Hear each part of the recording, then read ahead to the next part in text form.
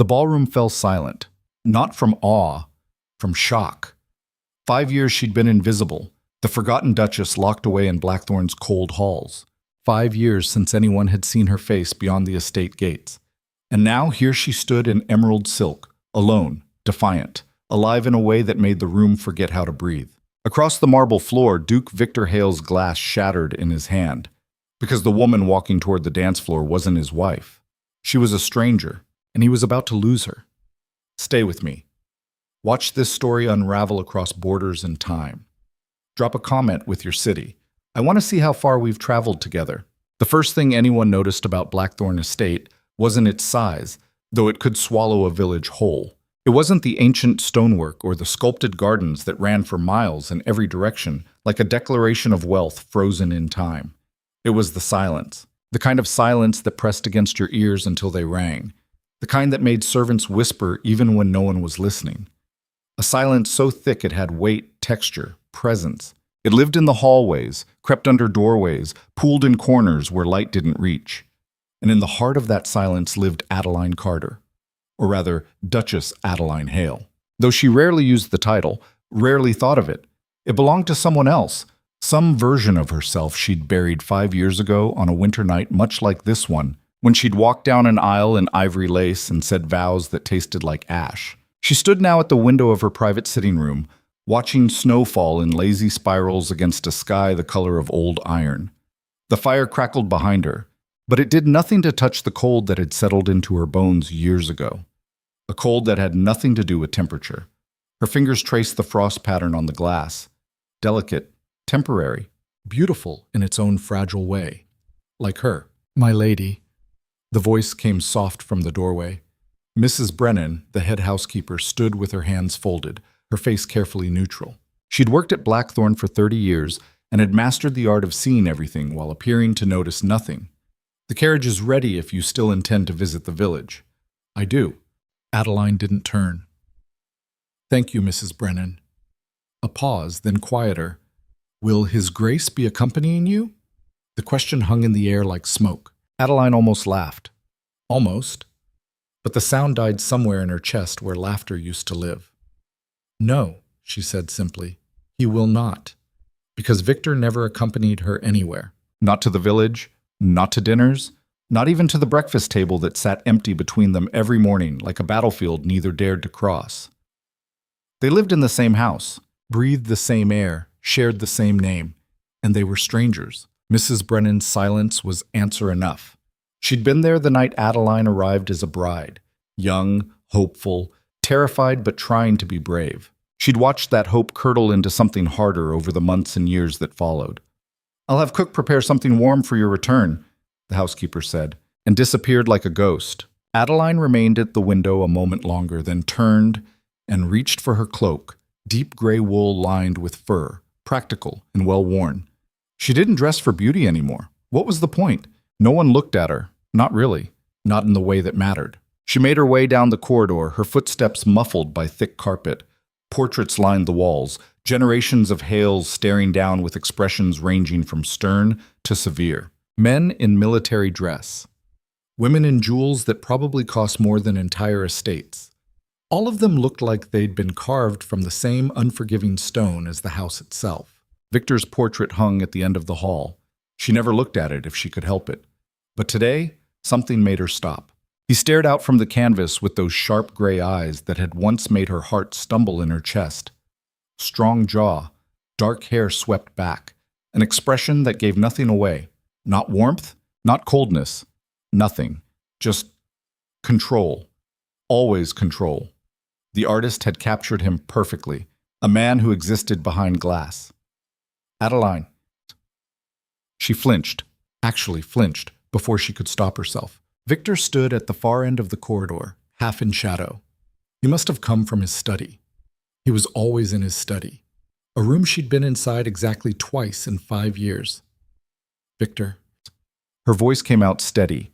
She'd learned that trick early, how to sound calm when your pulse was trying to claw its way out of your throat. They looked at each other across 20 feet of expensive carpet. He was taller than his portrait suggested, broader in the shoulders. She'd forgotten that somehow, forgotten the way he filled a space just by being in it. You're going to the village? He asked. Yes. The roads may be difficult. The snow, I'll be careful. Silence again. The kind that screamed. His jaw tightened almost imperceptibly. Of course. That was it. That was the entire conversation. 5 years of marriage distilled into 9 words and a whole lot of nothing. He turned to leave. Victor. He stopped, didn't turn around. Adeline didn't know what made her speak. Maybe the portrait. Maybe the snow. Maybe the suffocating weight of all the words they'd never said piling up like drifts against a door that would never open. There's a ball, she said. 2 weeks from now. The Ashfords are hosting. The invitation arrived this morning. A pause. Then, I'm aware. Will you attend?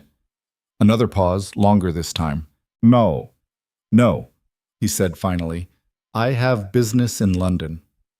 He always had business in London. I see. You should go, he added, and something in his tone made her spine stiffen. If you wish, I'll arrange an escort. An escort. Not I'll escort you. Not we'll go together. An escort. Like she was a package that needed delivery. That won't be necessary, Adeline heard herself say. I can manage on my own. Now he did turn. Those gray eyes found hers across the distance, and for just a second, one brief, breathless second, something flickered in them. Surprise? Concern? Fear? But it was gone before she could name it. As you wish, he said quietly. And then he was gone, disappearing into whatever room he used to hide from her today.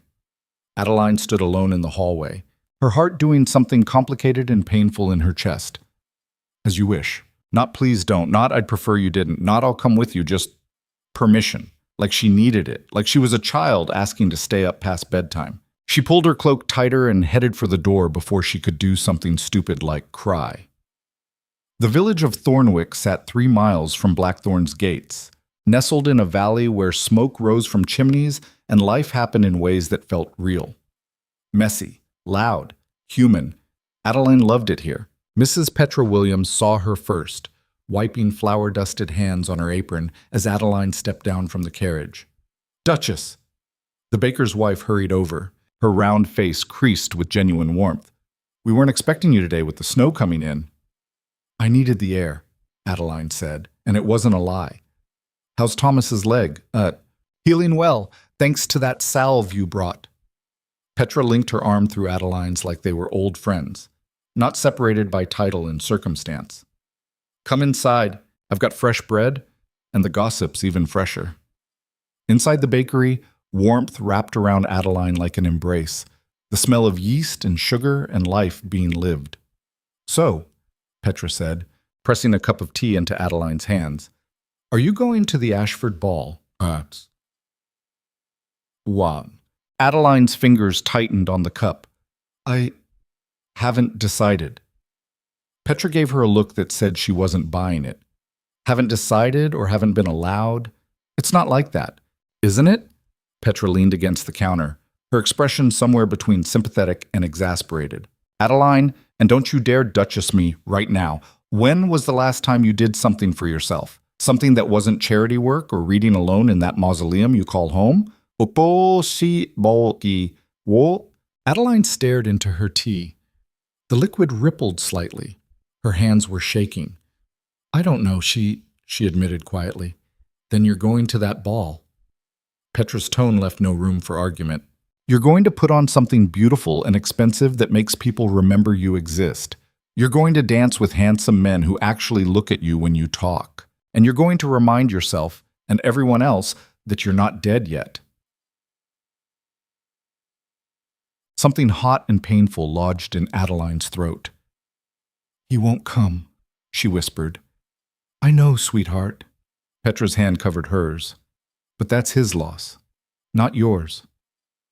That night, alone in her chambers with the fire burning low and the house settled into its usual terrible silence, Adeline made a decision. She opened her wardrobe, full of beautiful things she never wore, expensive gowns and colors Victor had never seen because he'd never asked to see them, and pulled out a dress she'd bought 2 years ago in a moment of defiant hope. Emerald green silk that shimmered like water, cut lower than anything she'd worn since her wedding. Elegant, bold, alive. She held it against herself and looked in the mirror. The woman staring back wasn't the ghost who haunted Blackthorn's corridors, wasn't the forgotten Duchess who spoke in whispers and lived on the edges of her own life. She was someone else, someone Adeline had almost forgotten existed. "I'm going," she said to her reflection, "to the empty room, to the universe that had stopped listening years ago. I'm going alone, and I'm going to matter again. Such, even if only for one night." The 2 weeks that followed moved like honey in winter, slow, thick, almost painful. Adeline threw herself into preparations with an intensity that startled even her. She worked with the seamstress to alter the green dress until it fit like it had been painted on. She practiced dancing in her room when she was sure no one could hear, humming old waltzes to herself, and remembering how her body used to move before she forgot how to take up space. She wrote to the Ashfords accepting the invitation. Alone, no mention of Victor, no apologies or excuses, just, "The Duchess of Blackthorn accepts with pleasure." Victor, true to form, was gone to London within the week. He left without saying goodbye, without acknowledging her plans, without anything. Mrs. Brennan, bless her, said nothing but made sure Adeline's favorite tea was always hot and her chambers always warm. The morning of the ball, Adeline woke to fresh snow and a strange electric terror in her veins. She was really doing this, walking back into society after 5 years of self-imposed exile. 5 years of being the Duchess no one saw, married to the Duke everyone respected and no one knew. What if they laughed? What if they pitied her? What if... Stop, she told herself firmly. You're doing this. You're mattering, even if only for tonight. The dress felt like armor when she finally put it on.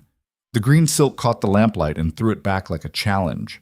Her dark hair was swept up, a few curls left to frame her face. Simple jewelry. She didn't need much. The dress was statement enough. When she descended the stairs, Mrs. Brennan actually gasped. "My lady," she breathed, "you look like myself?" Adeline suggested and was surprised to find she was smiling, really smiling. "Like someone who shouldn't be walking into that ballroom alone," Mrs. Brennan said quietly. "He should see you like this." Adeline's smile didn't falter. "He had his chance to see me, Mrs. Brennan. For 5 years. He chose not to." The carriage ride to Ashford Hall took an hour through snow-covered countryside.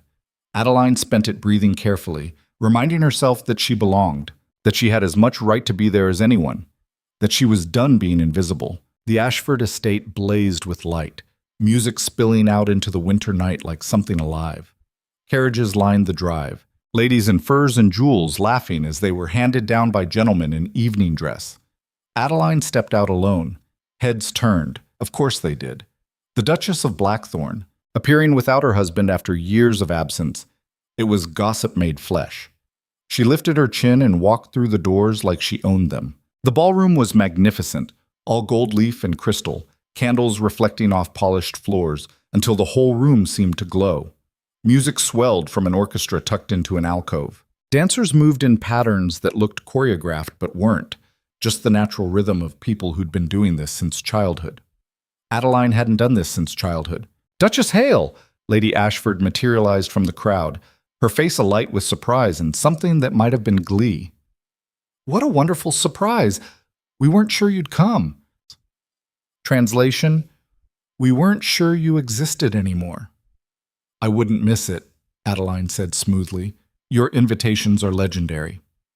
They air-kissed like old friends, though they'd never been friends. Lady Ashford was already scanning the crowd behind Adeline, looking for, "The Duke is in London on business," Adeline said before the question could land. "I came alone." Something shifted in Lady Ashford's expression. Not pity exactly, more like recognition. Like she was seeing Adeline for the first time. "How wonderfully modern of you," she said, and there was approval in her tone. "Come, let me introduce you around. So many new faces this season." Adeline let herself be led into the crowd, feeling eyes on her from every direction, whispers following in her wake like a train. "That's her, the Ice Duke's wife. I heard they haven't spoken in years. I heard she lives like a nun. I heard... Duchess Hale, may I present Mr. Ethan Ward. He's recently returned from the continent.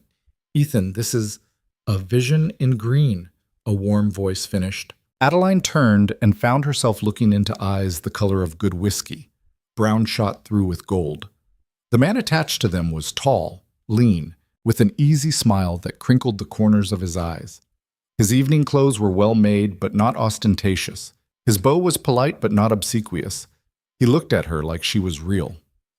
"Mr. Ward," she heard herself say. "Ethan, please." His smile widened. "Titles make me nervous. I never know if I'm supposed to bow or genuflect or run away." A laugh bubbled up from somewhere deep in Adeline's chest. An actual laugh. The sound startled her. "Just a curtsy will do," she said, and his grin told her he caught the joke. "I'm terrible at curtsies. Would you accept a dance instead?" The orchestra was starting a waltz. Couples were moving toward the floor. Adeline hesitated. When was the last time she danced? Really danced with someone who wanted to dance with her? "I'd be honored," she said. His hand was warm when he took hers. Not possessive, not demanding, just there, present, real. They moved onto the floor and he pulled her into position, close enough to be proper, far enough to be respectful. "Fair warning," he said as they started to move. "I'm going to step on your feet at least twice." "Fair warning," she countered. "I haven't danced in 5 years. I may have forgotten how." "Then we'll figure it out together." And they did. He was a decent dancer, not brilliant, but competent. He talked while they moved, filling the silence with easy conversation that didn't require anything from her but honesty. "What brought you back from the continent?" she asked. "Boredom, mostly, and a rather persistent mother who threatened to disinherit me if I didn't come home and settle down." He grimaced. "Not that there's much to inherit.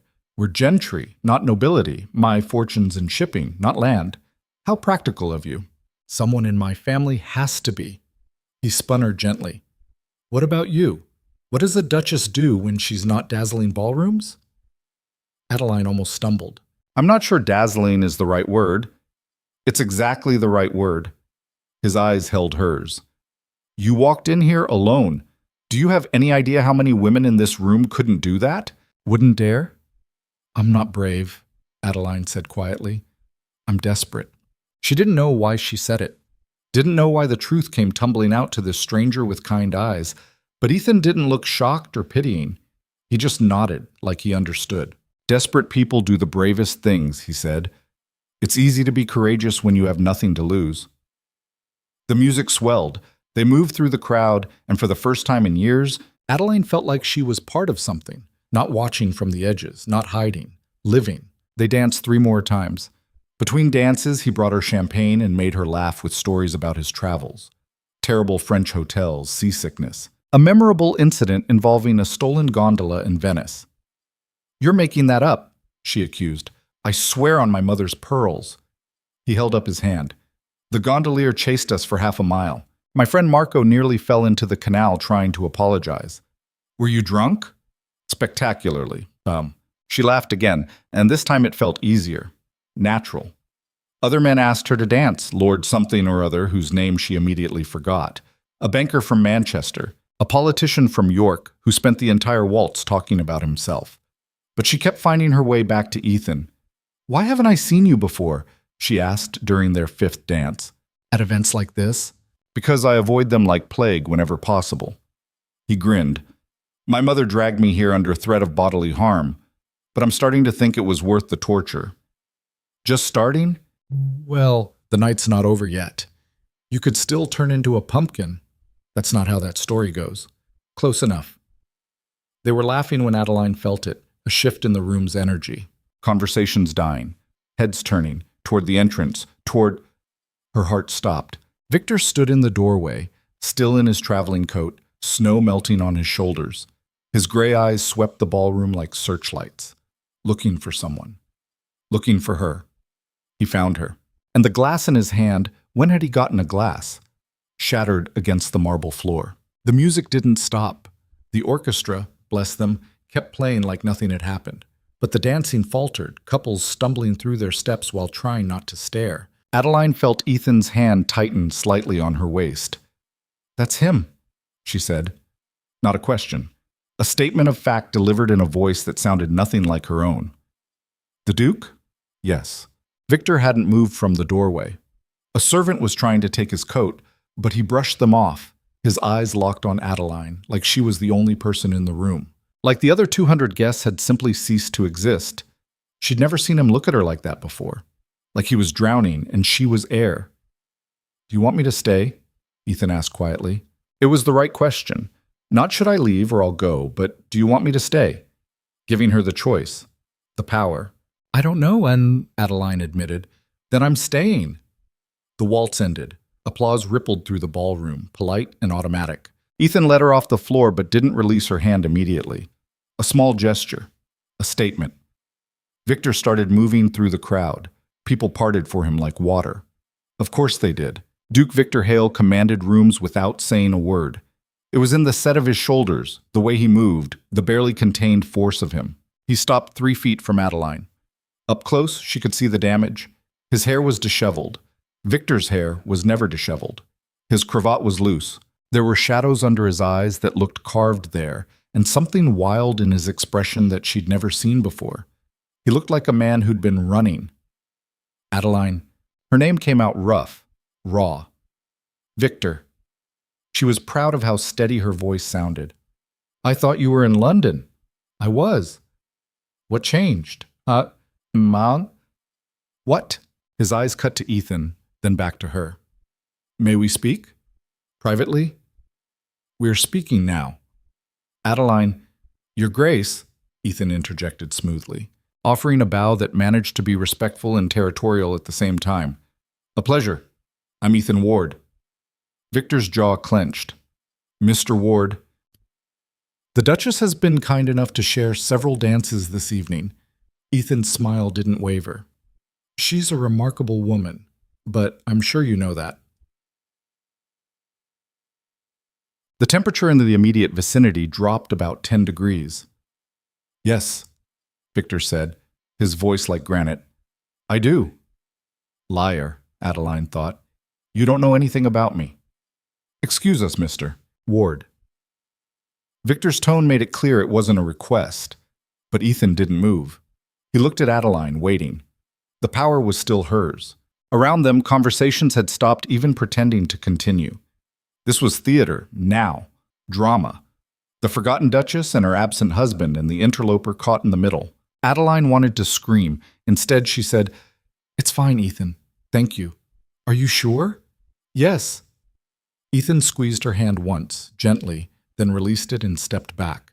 But he didn't leave.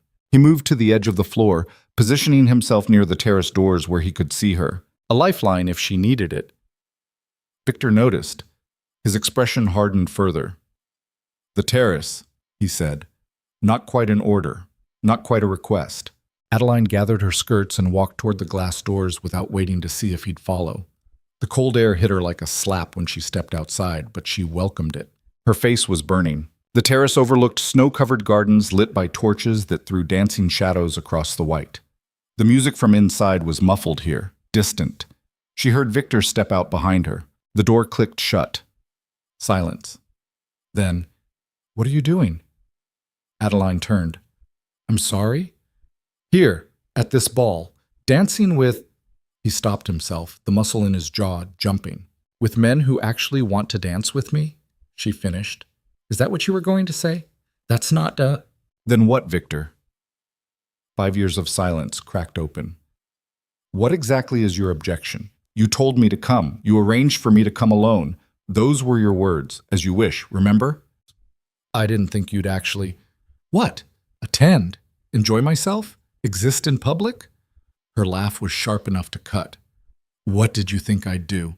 Sit in a corner and wait for you to acknowledge my existence? I didn't think you'd... He stopped again, running a hand through his hair in a gesture so unlike him, it was almost shocking. Him. That man. Ward. What about him? He was holding you. We were dancing, Victor. That's generally how it works. You were laughing. The accusation hung in the frozen air between them. Adeline stared at him. At this man she'd married 5 years ago. This stranger with Victor's face wearing an expression she couldn't read. Yes, she said slowly. I was laughing because he said something funny, because I was happy. Is that not allowed? Of course it's allowed. Then why are you here? The question came out harder than she intended. Why did you leave London? Why are you looking at me like I've committed some crime by daring to have one night where I'm not invisible? Victor flinched. Actually flinched. You've never been invisible, he said. Liar. The word landed like a blow. His eyes widened slightly. I have been invisible for 5 years, Adeline continued, and now the words were coming faster, harder, all the things she'd swallowed rising up like a flood. I've lived in your house like a ghost. I've eaten alone, slept alone, existed alone while wearing your ring and carrying your name. You haven't looked at me, really looked at me, since our wedding night. You haven't asked about my day, my interests, my thoughts. You haven't touched me except by accident when we pass in hallways you actively avoid. So don't you dare stand there and tell me I've never been invisible when you're the one who made me disappear. Her voice cracked on the last word. Victor's face had gone white. Adeline, no. She held up a hand. You don't get to Adeline me. Not now. Not after you had 5 years to say my name like it mattered and chose silence instead. I didn't know how to what? Speak? You seem to be managing fine now. How to be what you needed. The words exploded out of him, loud enough that heads probably turned inside. I didn't know how to be a husband. I still don't. I never wanted... He stopped himself. Wanted what? Adeline's voice dropped to something dangerous. Me? This marriage? Say it. Any of it. The confession came out broken. I never wanted any of it. The title, the responsibility, the... wife, she finished. You can say it, Victor. I already know. He looked at her then, really looked, and the pain in his eyes was so raw it almost made her step back. I was afraid, he said quietly. Of what? This... He gestured between them, helpless. Feeling, caring, losing control of... His breath came out in a white cloud. My parents destroyed each other. Did you know that? They loved each other so much it killed them. My mother died when I was 10. My father followed her 6 months later. Just stopped living, stopped eating, stopped caring about anything because she was gone. Adeline hadn't known. No one had told her. But she didn't interrupt. I swore I'd never... Victor's hands clenched at his sides. I built walls, rules, distance. If I didn't feel, I couldn't lose. If I didn't care, I couldn't be destroyed. It was safer, cleaner. I thought I could honor the marriage contract without having a marriage, Adeline finished. Yes. The admission sat between them like a third person. And tonight? She asked. What changed tonight? Askait. I was in London, at my club, and Lord Pembridge mentioned the ball, mentioned that his wife had seen the invitation list and your name was on it, alone. And he laughed. Victor's voice went hard. He said something about the Ice Duke's wife finally thawing, made a joke about you being available, and He stopped. His hands were shaking. I put him through a table. He finished quietly. Broke his nose. The club asked me to leave. I got on my horse, and I rode for 3 hours straight through snow to get here because I couldn't... His voice cracked. I couldn't stand the thought of you here alone while men like Pembridge said your name like they had any right to it. Adeline's heart was doing something complicated in her chest. Art was doing, So you came to claim what's yours? She asked. Is that it? Some territorial impulse because another man dared to look at your property? No. He moved closer, not touching, but close enough that she could see the desperation in his eyes. I came because I'm a coward and a fool, and I didn't realize what I had until I saw the invitation list without my name next to yours. Until I pictured you in a ballroom full of men who would see what I've been too blind and stupid to see for 5 years. And what's that? That you're extraordinary. The words came out fierce. That you're brilliant and kind and stronger than I ever gave you credit for. That you turned our empty house into something with purpose while I hid in my study. That you help people who can't help you back. That you read philosophy and poetry and probably know more about estate management than I do because you actually talk to the stewards instead of just signing papers. That you... Stop. Adeline's voice shook. Just stop. Why? Because you had 5 years to say these things, 5 years to see me, and you didn't. Tears were burning behind her eyes, but she refused to let them fall. I needed this tonight. I needed to feel like I existed, like I mattered to someone, even if it was just a stranger being kind, because kindness is novel enough to feel like magic. And you, she laughed, bitter. You burst in here like some hero claiming territory you abandoned. It doesn't work like that, Victor. I know. Do you? She met his eyes. Because from where I'm standing, you're only here because another man made you jealous. Not because you missed me. Not because you realized we were destroying each other with silence. But because your pride couldn't handle the idea of me belonging to myself instead of you. That's not, isn't it? Victor opened his mouth, closed it. The truth was there in his expression, complicated and messy and not entirely noble. I don't know, he admitted finally. Maybe, partly.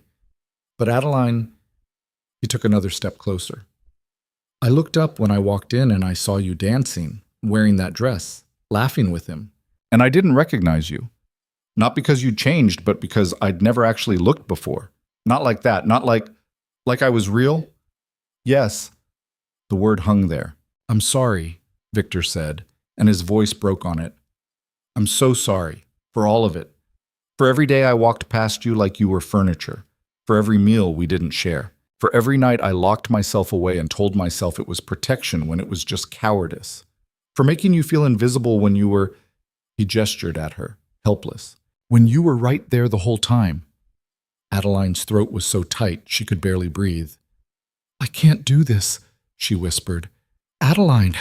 No, I can't. She stepped back. You don't get to break my heart twice. Once was enough. I don't want to break it. I want to… What? Fix it? Her laugh was jagged. You can't fix 5 years of nothing with one conversation on a terrace, Victor. It doesn't work that way. Then tell me how it does work. He was begging now, this man who never begged. Tell me what to do, and I'll do it. I don't know. The words tore out of her. I don't know if there's anything you can do. I don't know if I can trust you. I don't know if I even want to try, because trying means hoping, and hoping means risking. And I'm so tired of being hurt by your absence. Victor's face was a landscape of pain. Please, he said. Inside, the music swelled into something dramatic. A finale. I need to go, Adeline said. She gathered her skirts, aware that she was running, that this was running. But she couldn't breathe out here with him looking at her like that. Adeline. Wait. She was already moving back through the terrace doors into the ballroom that felt too hot, too bright, too loud after the frozen quiet outside. Ethan was there immediately. Are you all right? I need to leave. I'll get your cloak. No, I mean, yes, thank you. She was trembling. Why was she trembling? Victor came through the terrace doors behind her. The ballroom went dead silent. Everyone was staring now, not even pretending otherwise. The Duke and Duchess of Blackthorn standing 15 feet apart in a room full of witnesses while something terrible in private played out between them. Lady Ashford started moving toward them, probably to diffuse the situation, but she didn't make it, because Victor swayed. It was subtle at first, just a slight shift in his balance, but then his hand went to his chest and his face went gray and he collapsed. Not gracefully, not slowly. One moment he was standing and the next he was on the floor, his body hitting the marble with a sound that made people gasp. Victor! Adeline was running before she knew she'd moved. Her skirts tangled around her legs, but she didn't care. She dropped to her knees beside him, her hands going to his face. Victor! Victor! Look at me. His eyes were open but unfocused. His breathing was shallow, fast. Someone get a doctor, she shouted, her voice cut through the chaos like a blade. Now! People scattered. Lady Ashford was giving orders. Someone was loosening Victor's cravat. Ethan appeared with water. But Adeline only saw Victor. His eyes found hers, tried to focus. Adeline, he managed, I'm here. Don't talk. Just breathe. Needed to see you. I know. Stop talking. His hand moved, shaking, until it found hers. His fingers wrapped around hers with surprising strength. Don't leave. I won't. The words came out automatic, a promise made in crisis. I won't leave. Just breathe, Victor. Please, just breathe. Someone said the doctor was coming. Someone else brought blankets. The crowd pressed in, curiosity and concern mixing into something suffocating. Back away! Adeline's voice cracked like a whip. Give him air! All of you! Back away! They listened. Even the lords and ladies twice her age stepped back when the forgotten Duchess gave an order. She stayed on the floor beside Victor, holding his hand, counting his breaths. And somewhere in the back of her mind, beneath the terror and the adrenaline, a thought crystallized. This was the man who'd made her invisible. This was the man who'd broken her heart through absence. This was the man she'd spent 5 years trying not to love because loving him was choosing pain, and she couldn't let him go. The doctor arrived in a flurry of black coat and leather bag. He was older, competent-looking, his hand steady as he examined Victor. Anxiety attack, he pronounced after several tense minutes. Severe, but not life-threatening. His heart is strong. He needs rest, quiet, and no excitement for several days. The relief that flooded Adeline nearly knocked her over. Can he travel? She asked. Not advisable. Not tonight. The doctor looked around the ballroom at the crowd of gawking aristocrats. He needs to be somewhere calm, somewhere familiar. Lady Ashford stepped forward. We have rooms prepared. He can stay here until... No. Adeline stood, still holding Victor's hand. Take us home, to Blackthorn. We're going home. My lady, the doctor said. I heard what he said. She looked down at Victor, who was breathing easier now, but still pale. We're going home.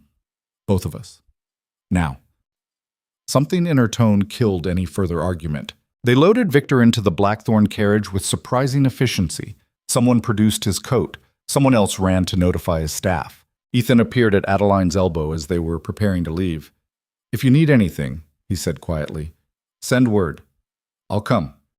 She looked at him, this kind stranger who'd given her one night of feeling real. Thank you, she said, for everything.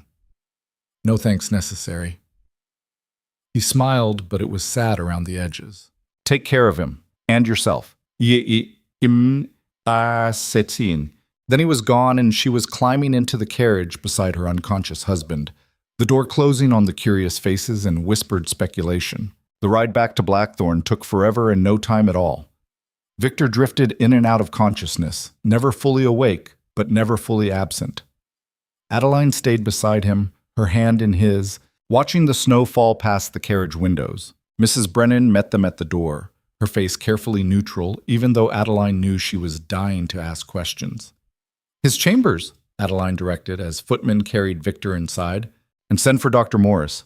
I want our own physician to examine him. At once, my lady. They got Victor into bed. He was awake enough to protest weakly when they started undressing him, but Adeline overrode him. Don't be ridiculous. You collapsed in front of 200 people.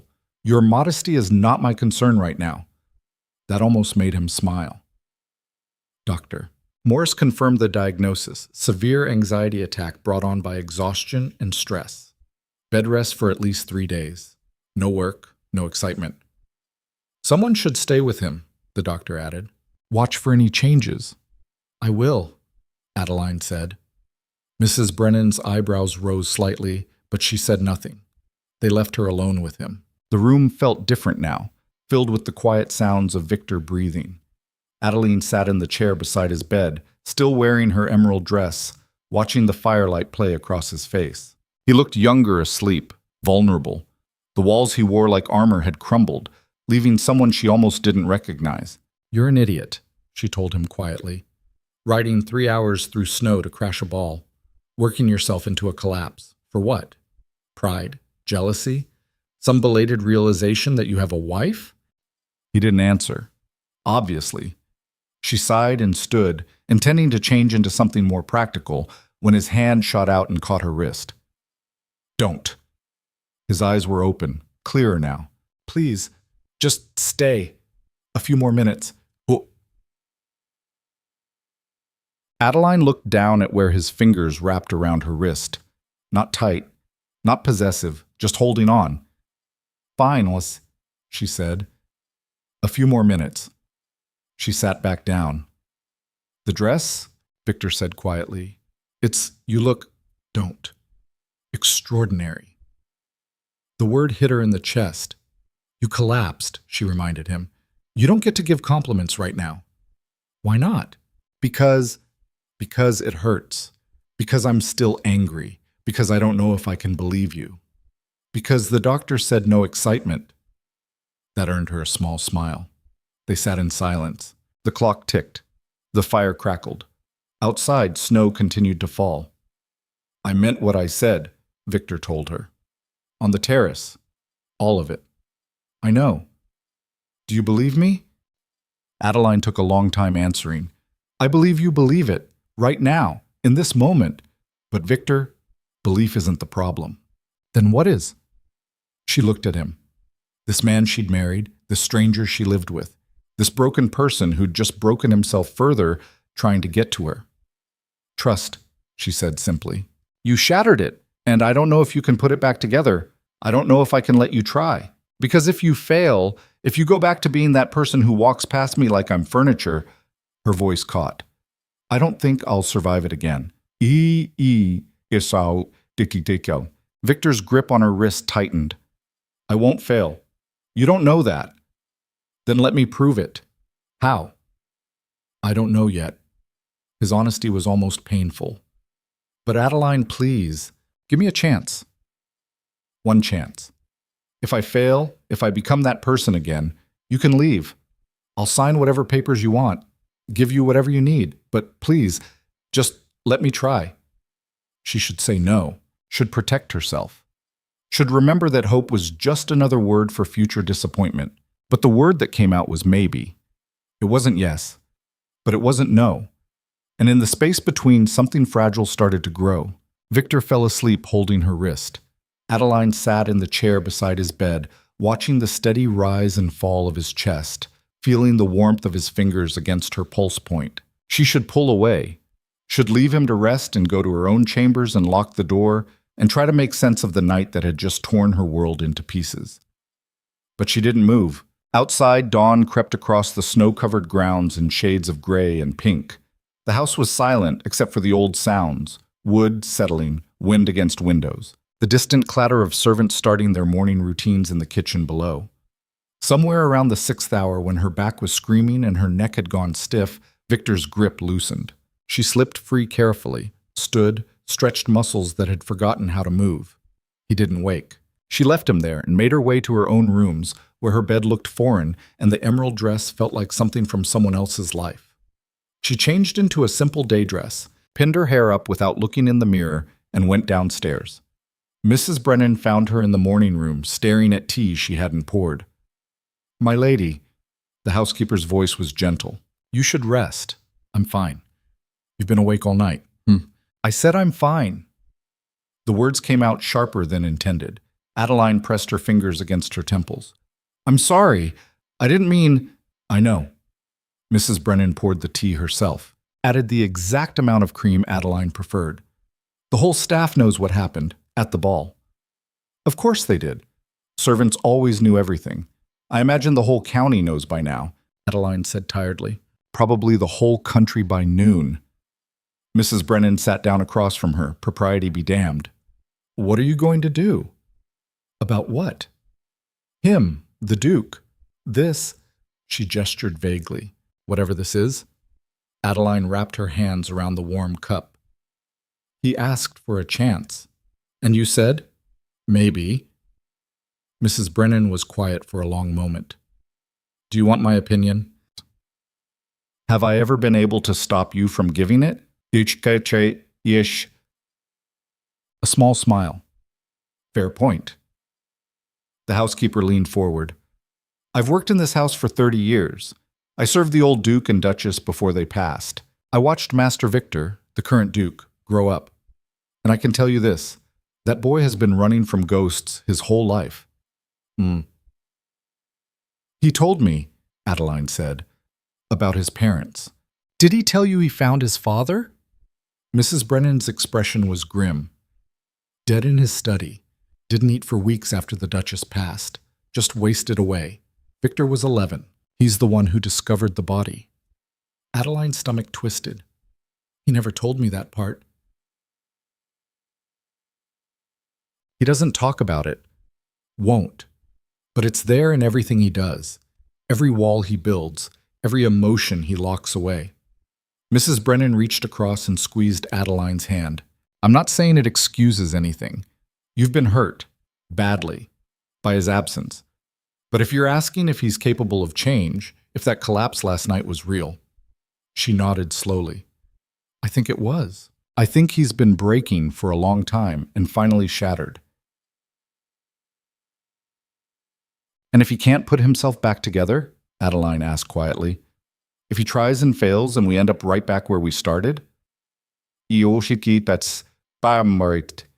you leave, and you'll survive it, because you're stronger than you give yourself credit for. The housekeeper stood. But my lady, and forgive me for overstepping, you'll always wonder if you don't let him try. She left Adeline alone with the tea and the sunrise, and the weight of a decision she wasn't ready to make. 3 days passed. Dr. Morris came twice daily to check on Victor, each time pronouncing him stable but ordering continued rest. Victor, predictably, was a terrible patient. By the second day, he was trying to get out of bed to work. By the third, he was threatening to fire anyone who tried to stop him. Adeline handled him the way she imagined one might handle a wild animal, with caution and zero tolerance for nonsense. Get back in that bed, she told him on the afternoon of the third day, finding him halfway to his study in a dressing gown. I have contracts to review. They'll wait. The estate won't run itself. The estate has been running for 300 years. It'll survive another week without you. She pointed back toward his chambers. Bed, now. He glared at her. She glared right back. You're enjoying this, he accused. Immensely. Move. Something that might have been respect flickered in his eyes before he turned and walked back to his room. She followed, making sure he actually got into bed this time, instead of sneaking back out the moment she left. You're a tyrant, he informed her, settling against the pillows with extremely bad grace. I'm keeping you alive, there's a difference. Barely. She almost smiled. Almost. These 3 days had been strange. Careful. They circled each other like dancers learning new steps, close enough to matter, far enough to stay safe. He didn't push. She didn't retreat. They existed in a space that was neither the cold distance of before, nor the dangerous intimacy of something more. Adeline brought him meals. They ate together, mostly in silence, but it was a different silence than the one that had filled the house for 5 years. This one had texture, questions neither of them knew how to ask. On the fourth morning, Mrs. Brennan intercepted Adeline on her way to Victor's chambers with breakfast. There's a visitor, my lady, in the drawing room. Adeline's stomach dropped. Who? Mr. Ethan Ward. The tray nearly slipped from her hands. She found Ethan standing by the window, looking out at the snow-covered grounds. He turned when she entered, his expression carefully neutral. Duchess, he bowed. I apologize for calling unannounced. I wanted to make sure. He hesitated. That is, after the ball, I was concerned. About both of you. That's kind of you. Adeline set the tray down on a side table with hands that wanted to shake. The Duke is recovering well. Dr. Morris believes he'll make a full recovery with rest. I'm glad to hear it. Ethan's eyes searched her face. And you? How are you? The question was too loaded to answer honestly. I'm managing, she said. Adeline, the use of her first name felt dangerous, intimate, wrong in a way that made her chest tight. Your Grace, she corrected gently. He flinched. Right. Of course, I'm sorry. Silence filled the space between them. I should go, Ethan said finally. I wanted to make sure you were all right. After everything. At the ball you seemed. He stopped himself. It doesn't matter. I'm glad you're both well. He was halfway to the door when Adeline spoke. Thank you for that night, for making me feel. She searched for the right word. Real. For a few hours. Ethan turned back. His smile was sad. You were always real, Adeline. Some people just needed to learn how to see properly. Then he was gone, leaving her alone in the drawing room with breakfast growing cold and the distinct feeling that she'd just closed a door she'd barely opened. She brought the tray to Victor's room, not mentioning the visit. He took one look at her face and said, "What happened?" "Nothing." "Liar."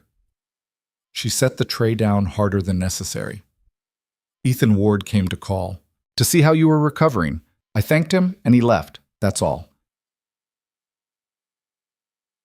Victor's jaw tightened. "You don't owe him anything." "I owe him courtesy. He was kind to me when kindness was in short supply. He wants more than courtesy." "And what business is that of yours?" The words came out cold. "You've made it abundantly clear over the past 5 years that what I do, who I speak to, and how I spend my time are of no concern to you. That's not fair, isn't it?" She moved to the window, putting distance between them. "You can't have it both ways, Victor. You can't ignore me for years and then get jealous when someone else doesn't." "I'm not jealous." She turned, met his eyes. "Liar." The word hung there, the same one she'd used on the terrace. A mirror held up between them. Victor looked away first. "You're right, I am. Jealous. Furious, actually. The thought of him touching you, making you laugh, looking at you the way I should have been looking at you." His hands fisted in the bedsheets. "It makes me want to break things," starting with his face. "Well, you can't," Adeline said flatly. "You're on bed rest, and more importantly, you don't have that right." "I know." "Do you?" She moved closer, her anger a living thing now. "Because from where I'm standing, it looks like you only want me now that someone else has reminded you I exist." "That's not love, Victor. That's possession. And I won't be owned by someone who can't even see me as human. That's not what this is." "Das." "Then what is it?" She was standing over him now, all the rage from 5 years finally finding voice. "What changed? Between ignoring my existence and collapsing in a ballroom because another man made me smile? What actually changed except your pride?" Victor stared up at her, and for the first time since she'd known him, he looked lost. "I don't know," he admitted. "I saw you in that dress, laughing, alive in a way I'd never seen, and I realized I didn't know you at all. I'd spent 5 years living with a stranger because I was too afraid to actually look. And when I finally did look, really look, I saw everything I'd been missing. Your strength, your kindness, the way you move through the world like you're trying not to take up space when you should be taking up all of it." His voice cracked. "I saw what I'd done to you, how I'd made you small when you were meant to be." What?" "Everything," he said simply. "You were meant to be everything, and I made you nothing, and I can't—" He pressed the heels of his hands against his eyes. "I can't fix that. I can't take back 5 years of cruelty disguised as distance, but I can try, if you'll let me. I can try to be the man you deserve to marry instead of the coward you got." Adeline's anger drained away, leaving something rawer behind. "I don't know if trying is enough," she whispered. "Then tell me what is. Tell me what you need and I'll give it to you." "I need time." The words came out broken.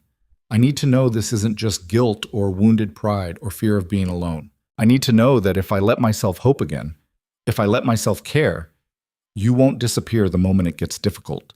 Because, Victor, I can't—" Her voice failed. "I can't survive losing you again when I never really had you to begin with." He reached for her hand. She let him take it. "Time," he said. "I can give you time, as much as you need. And space. I need space. We can't—" She gestured between them. "We can't go from strangers to whatever this is overnight. It doesn't work that way." "What does work?" "I don't know." And that was the terrifying truth. "We figure it out, together, slowly, without expectations or timelines or me pushing," he finished. "Yes." He nodded slowly. "All right, time and space and figuring it out. I can do that." "Can you?" She pulled her hand back gently. "Because I need you to understand, really understand, that if you fail, if you go back to being that person who walked past me like furniture, I'm leaving. For real, forever. No second chances after this one." The words landed like stones. "I understand," Victor said quietly. She believed him. That was the dangerous part. She actually believed him. 2 weeks passed. Victor recovered. Slowly at first, then with increasing frustration as Dr. Morris continued to order rest and reduced activity.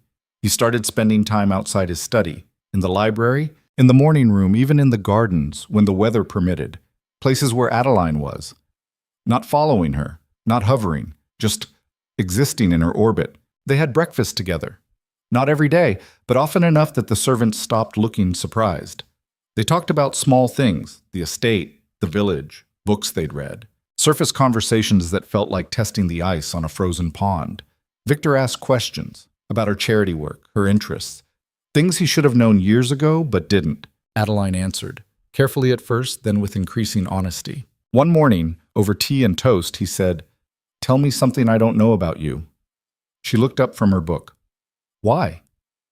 "Because I want to know. Actually know. Not just," he gestured vaguely, "the facts, the surface. I want to know who you are when no one's watching." Adeline considered him.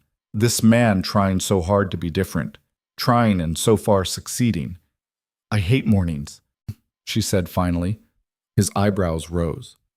"You're always up early." "Doesn't mean I like it. I hate mornings. I'm terrible at them. But I wake early anyway because it's the only time the house is truly quiet. When I can think without..." She stopped. "Without what?" "Without feeling watched, judged, like I'm failing some test I didn't know I was taking."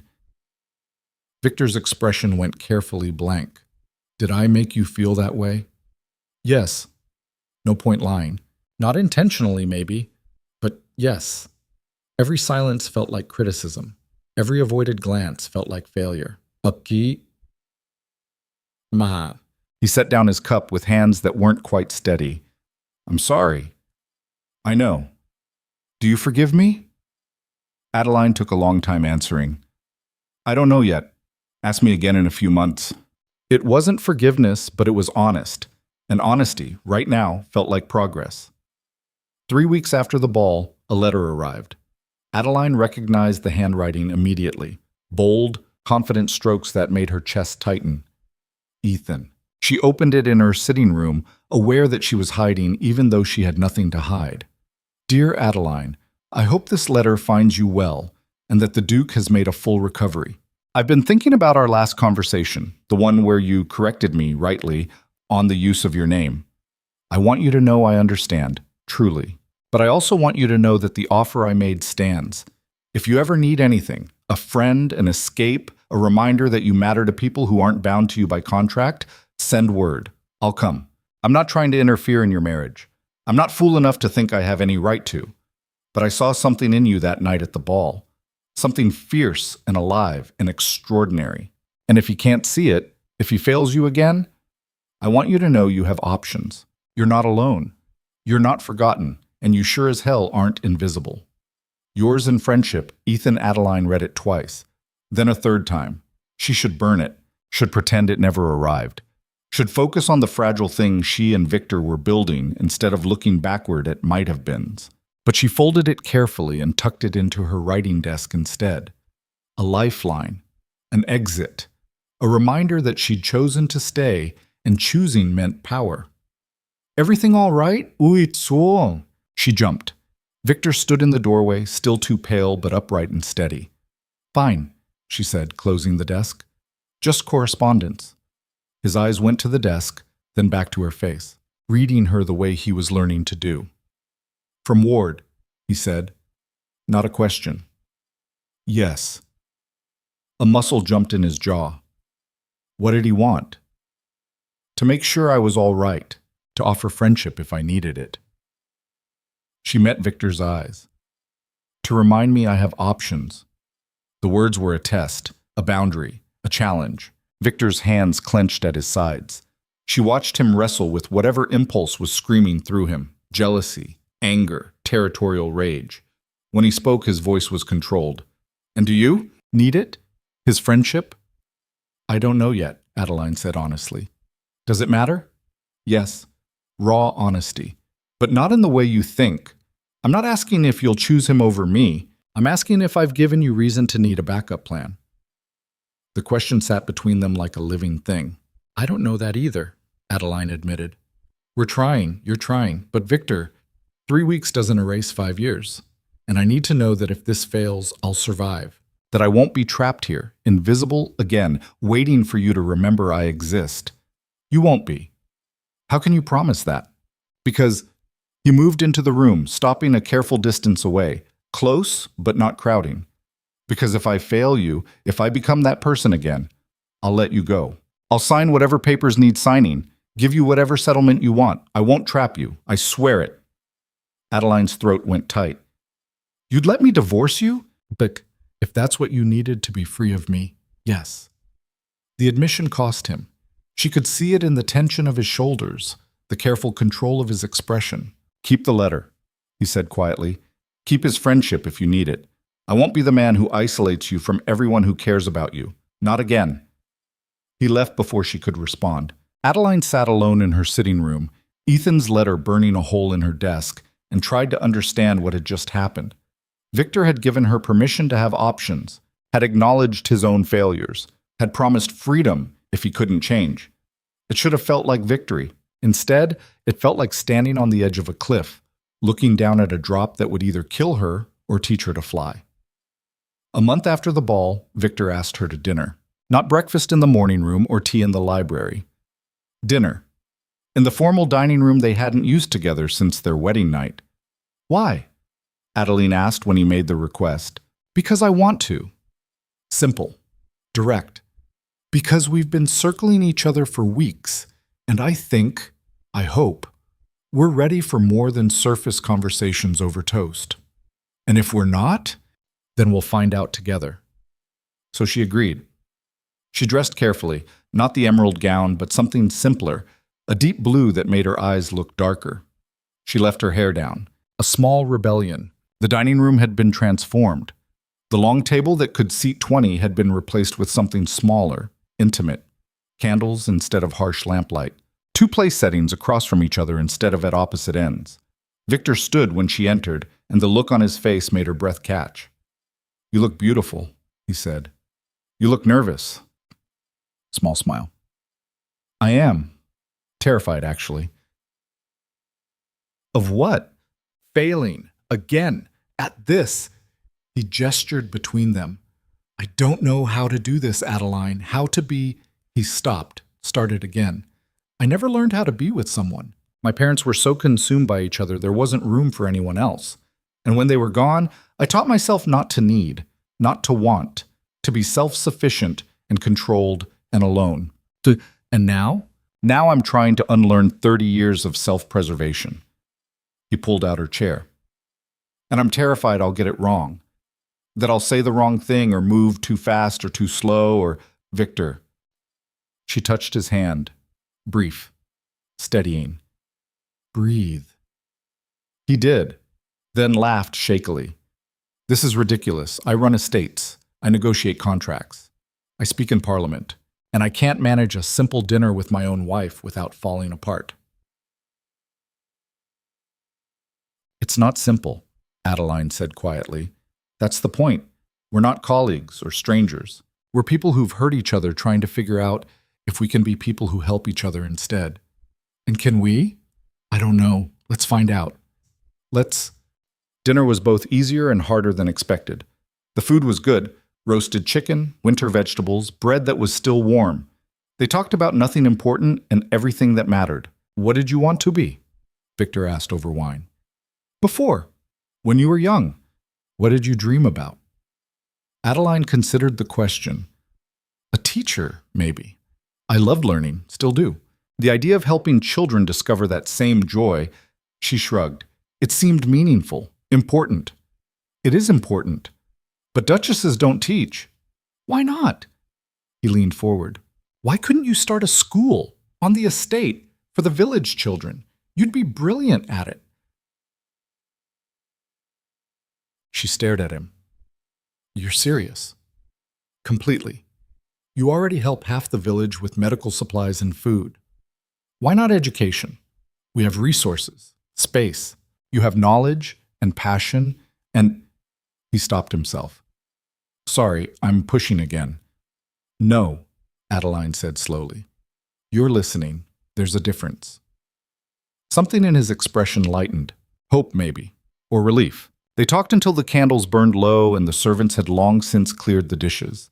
About books and politics and estate management. About the village and London and places neither of them had seen but wanted to. It felt normal, easy, like two people who might actually like each other given the chance. Then Victor said, "I want to kiss you." Adeline's breath stopped. "Not now," he continued quickly.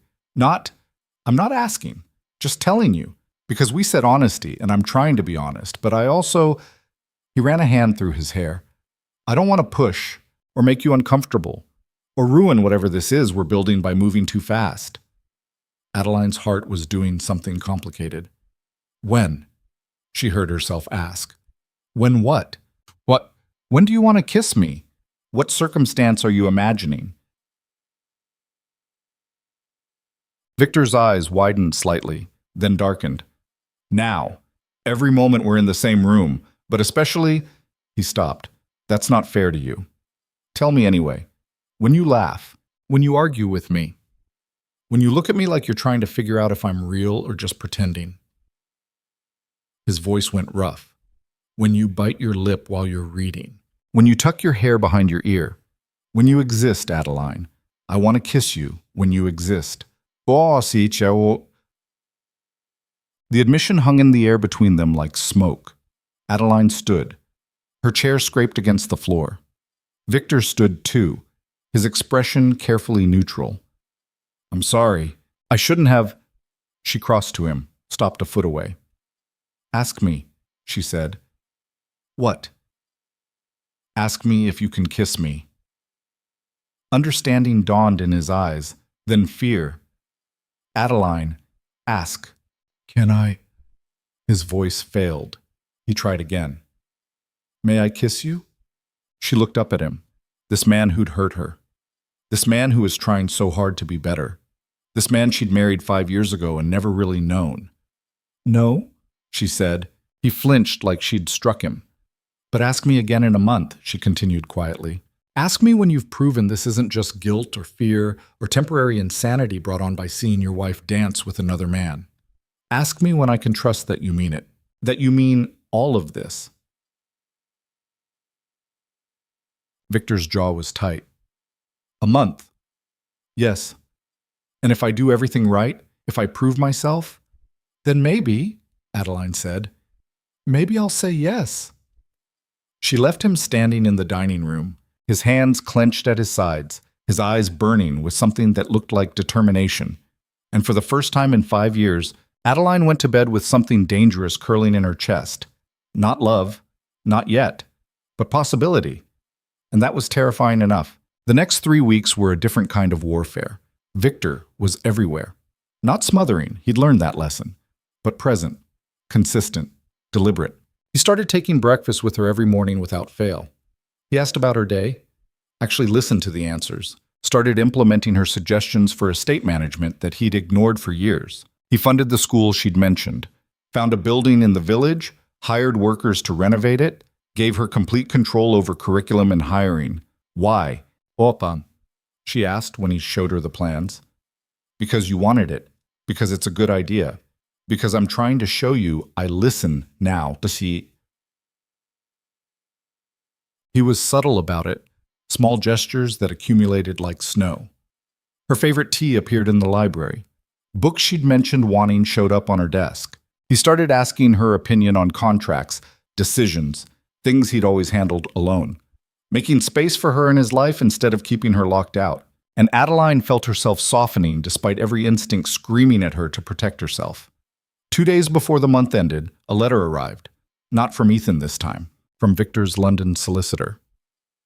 She opened it in her sitting room, frowning. Inside was a contract, a legal document outlining the terms of a potential separation, property division, financial settlement, conditions under which she could seek divorce without scandal or destitution. And at the bottom, Victor's signature, already signed. A note was paper-clipped to the front in Victor's handwriting. "This is your exit. Whenever you need it. I've already signed. You just need to add your name and it becomes active. I'm not showing you this to pressure you or to prove anything. I'm showing you because you said you needed to know you weren't trapped. You're not. You never will be again. Whether you stay or go is your choice. Always. V. Adeline read it 3 times. He'd given her freedom. Real, legal, documented freedom. Not as manipulation or ultimatum, but as gift. Proof that he meant what he said. She was still staring at it when Victor appeared in her doorway. "You got it," he said quietly. "Yes." "And?" "And I don't know what to do with it." She looked up at him. Victor, this is your leverage, your security. If I leave, you could fight me, make it difficult, make it impossible. But instead she gestured helplessly at the contract, handing me the knife. Because I don't want to keep you prisoner. He moved into the room, stopped a careful distance away. I want you to stay because you choose to, because you want to, not because you're trapped or afraid or feel obligated. If I can't make you want to stay, if I fail at being the man you deserve, then you should be free to go, without consequence, without suffering. You really mean that? Yes, Adeline set the contract aside and stood, moved to him, stopped close enough that she had to tilt her head back to meet his eyes. "It's been a month," she said. Victor went very still. 28 days. "Close enough. Adeline, ask me." His breath caught. "Are you sure?" "No, but ask me anyway." Victor's hands came up to frame her face, gentle, trembling slightly. "May I kiss you?" His voice was rough, raw, and Adeline, looking up at this broken man who was trying so hard to be whole, said, "Yes." He kissed her like she was something precious, something that might break if he wasn't careful. His lips were soft against hers, questioning, and when she didn't pull away, he deepened it, just slightly, just enough. It wasn't fireworks. Wasn't the earth moving or stars falling or any of the dramatic things people described. It was real, warm, honest. And when they finally broke apart, both breathing hard, Victor pressed his forehead against hers.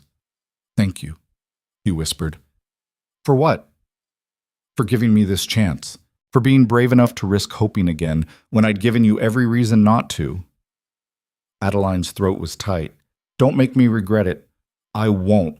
I swear, Adeline, I won't." She wanted to believe him, desperately, but 5 years of silence and pain didn't vanish with one kiss and a handful of good weeks. "We'll see," she said. And for now, that had to be enough. That night, Adeline couldn't sleep.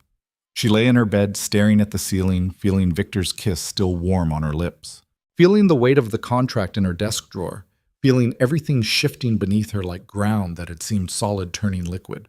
Around midnight, she gave up and went to the library. The fire had burned down to embers, but the room was still warm. She found her current book and settled into her favorite chair, trying to lose herself in someone else's story. She didn't hear him approach. "Can't sleep either?" She jumped, book nearly flying from her hands. Victor stood in the doorway in his dressing gown, hair disheveled, looking as lost as she felt. "I didn't mean to startle you," he said. "It's fine. She gestured vaguely. "Needed to think. Mind if I join you? I promise not to talk." She should say no, should maintain boundaries, should protect the careful distance they'd been building. "All right," she said instead. He settled into the chair across from her, picked up a book from the side table, and true to his word, said nothing. They read in silence for an hour, maybe more. It should have been awkward. Instead, it felt companionable, easy, like two people who knew how to exist in the same space without needing to fill every silence. Eventually, Adeline's eyes grew heavy. The book slipped from her hands. She was dimly aware of being lifted, of strong arms carrying her, of warmth and the smell of Victor's soap, and "Where are you taking me?" she mumbled. "Your chambers. He paused. "Unless you'd rather I didn't." "It's fine. Too tired to argue." A soft laugh rumbled through his chest. He laid her in her bed, pulled the covers up to her chin. She felt him hesitate, then the brush of lips against her forehead. "Good night, Adeline." She was already half asleep, but she caught his hand before he could leave. "Victor?" "Yes?" "Don't disappear again, please. If this gets hard, when it gets hard, don't go back to being that person who hides." His fingers tightened around hers. "I won't. I promise." She wanted to believe him. She was just starting to drift off when she heard him speak again, so quiet she almost missed it. I think I'm falling in love with you. Her eyes flew open, but he was already gone, the door clicking shut behind him. And Adeline lay in the dark, her heart racing, her mind screaming, everything she'd been carefully controlling threatening to spiral completely out of reach, because she thought, terrifyingly, impossibly, that she might be falling too. Adeline didn't sleep the rest of that night. She lay in bed replaying those words over and over until they lost meaning, then found it again. I think I'm falling in love with you. Said to a woman he thought was asleep. Said like a confession he wasn't ready to make in daylight. Said like truth. By the time dawn broke gray and cold across the grounds, she'd made a decision. Not about love. She wasn't ready for that word yet, might never be ready for it with him, but about what came next. She found Victor in his study at 7 in the morning, already dressed, already working through correspondence like a man who also hadn't slept. He looked up when she entered, something wary and hopeful warring in his expression. Adeline, we need to talk. His face went carefully blank. About last night. You heard me? I did. No point denying it. She moved to the chair across from his desk, sat with her hands folded in her lap. And I need to know if you meant it. Victor set down his pen, met her eyes. Yes. Why now? After 5 years of nothing? Why? Yeah. Because I finally looked. Simple. Devastating. Because I stopped running long enough to see what was right in front of me, and because, he paused, choosing words carefully, because you terrify me. The thought of losing you terrifies me, and I spent 5 years trying to prevent that by never having you in the first place. But it doesn't work that way. I lost you anyway. Lost years I can't get back, and now I'm just... His hands spread helplessly. I'm trying not to lose anymore. Adeline absorbed this. I'm not ready to say it back. I know. I don't know if I'll ever be ready. I know that too, but I'm willing to try. The words came out steadier than she felt. I'm willing to keep trying, to see if this, whatever this is, can become something real, something that doesn't break the first time it gets difficult. Victor's expression did something complicated. What do you need from me? Honesty, consistency, and... She hesitated. I need you to let me in, really in, not just into your schedule or your decisions, but into whatever's happening in your head when you look at me like you're drowning. Done. I'm serious, Victor. No more walls. No more hiding in your study when things get uncomfortable. We fight, we talk, we figure it out. Together. Or this doesn't work. Together, he repeated. I can do that. Can you? She leaned forward. Because the first time I disagree with you, the first time I make a decision you don't like, the first time this stops being easy and starts being work, you don't get to disappear. You don't get to retreat into yourself and leave me on the outside wondering what I did wrong. I won't. He came around the desk, crouched in front of her chair so they were eye level. Adeline, I swear to you, I won't.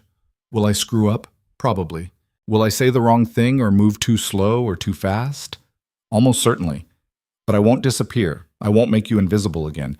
Even if it kills me, I won't. She searched his face, looking for the lie, the crack, the moment this facade would crumble.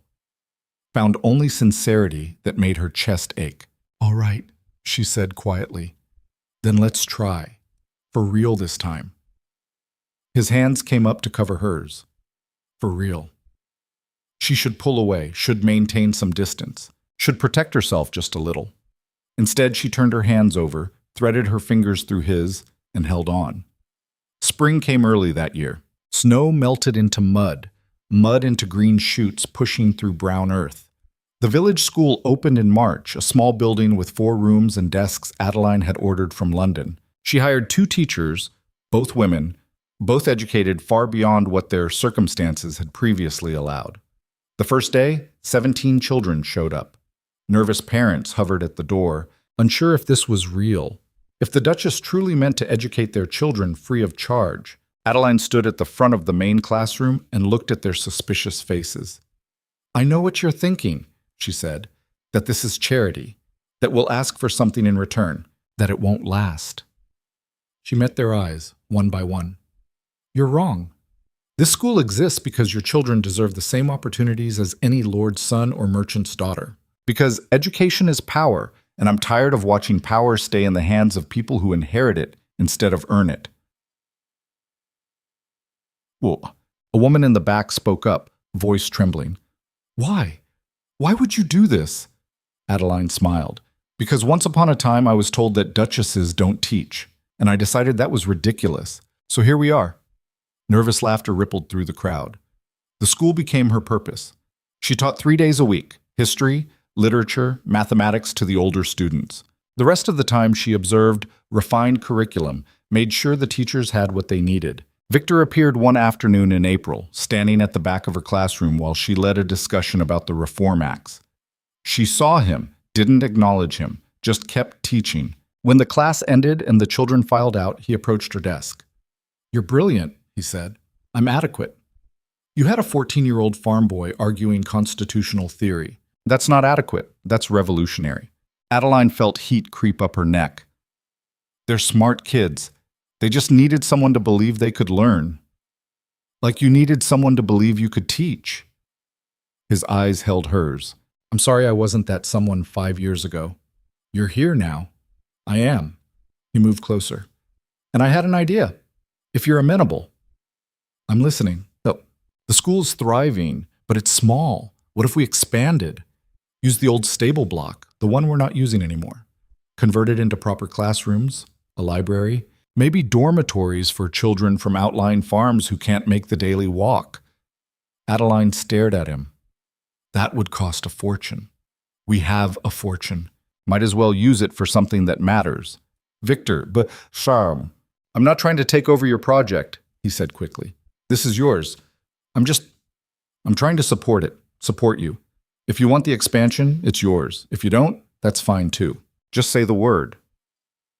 She wanted to be cautious, to question his motives, to protect herself from disappointment. But looking at him now, this man who was showing up, consistently, proving himself day after day, she found herself believing. Yes, she said, let's expand. His smile could have lit the village. Construction started in May. The old stable block came down, replaced by something purposeful. Victor threw himself into the project with the same intensity he'd once reserved for estate management. He consulted Adeline on every decision, adjusted plans based on her feedback, made sure the builders understood that this was her vision they were executing. They worked side by side, planning, arguing, compromising, learning how to be partners instead of strangers sharing a name. One evening in late May, covered in dust from inspecting the construction site, they walked back to the main house together. The sun was setting, painting the sky in shades of orange and pink. I got a letter from Ethan, Adeline said. She felt Victor tense beside her. And?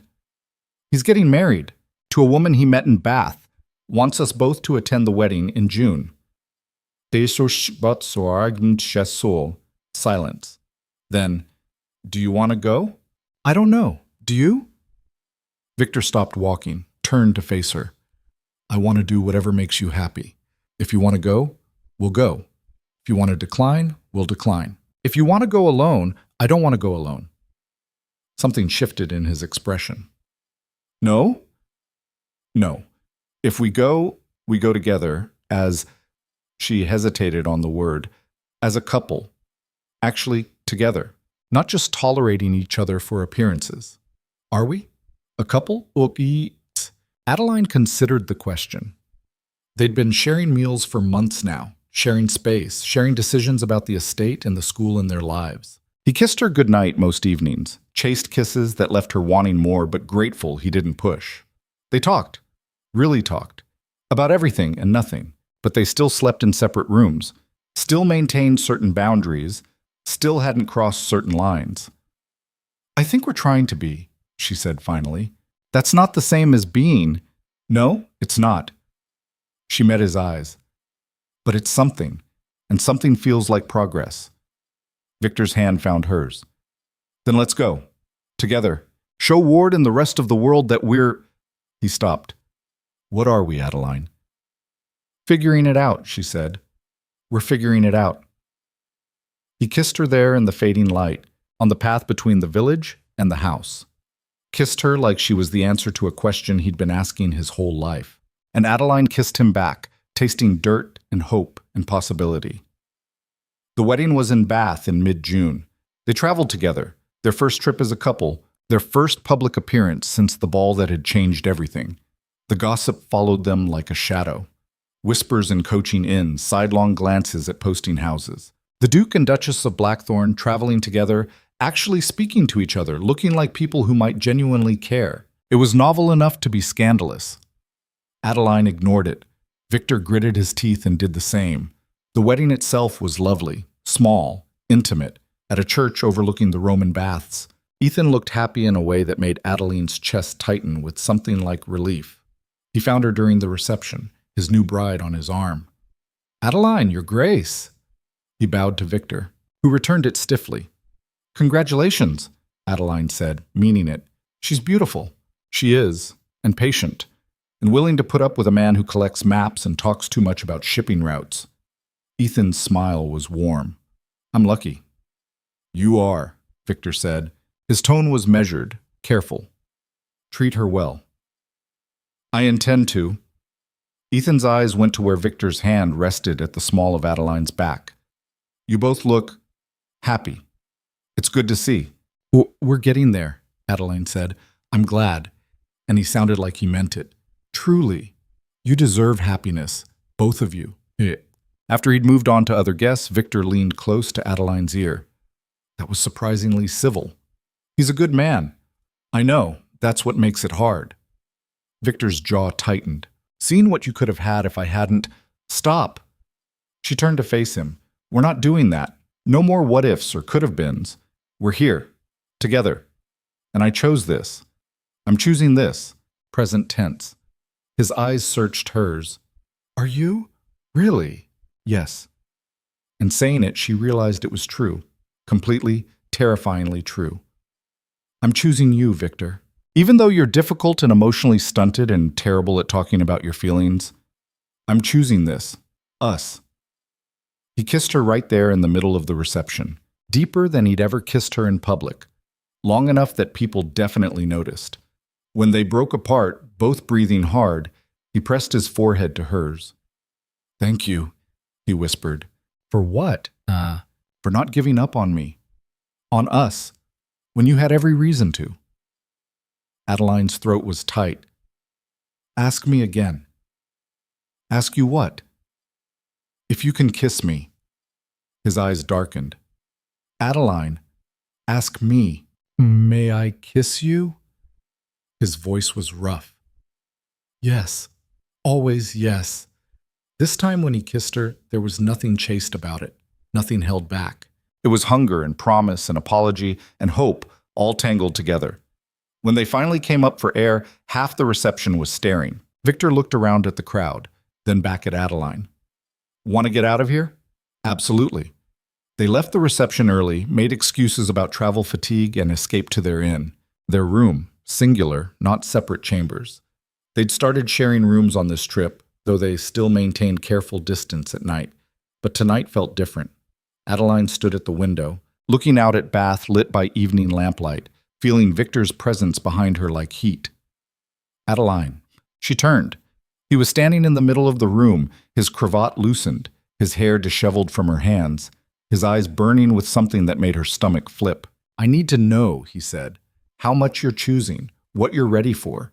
Because I'm trying to be respectful and patient and all the things you need me to be, but I'm also—" He stopped, started again. "I want you.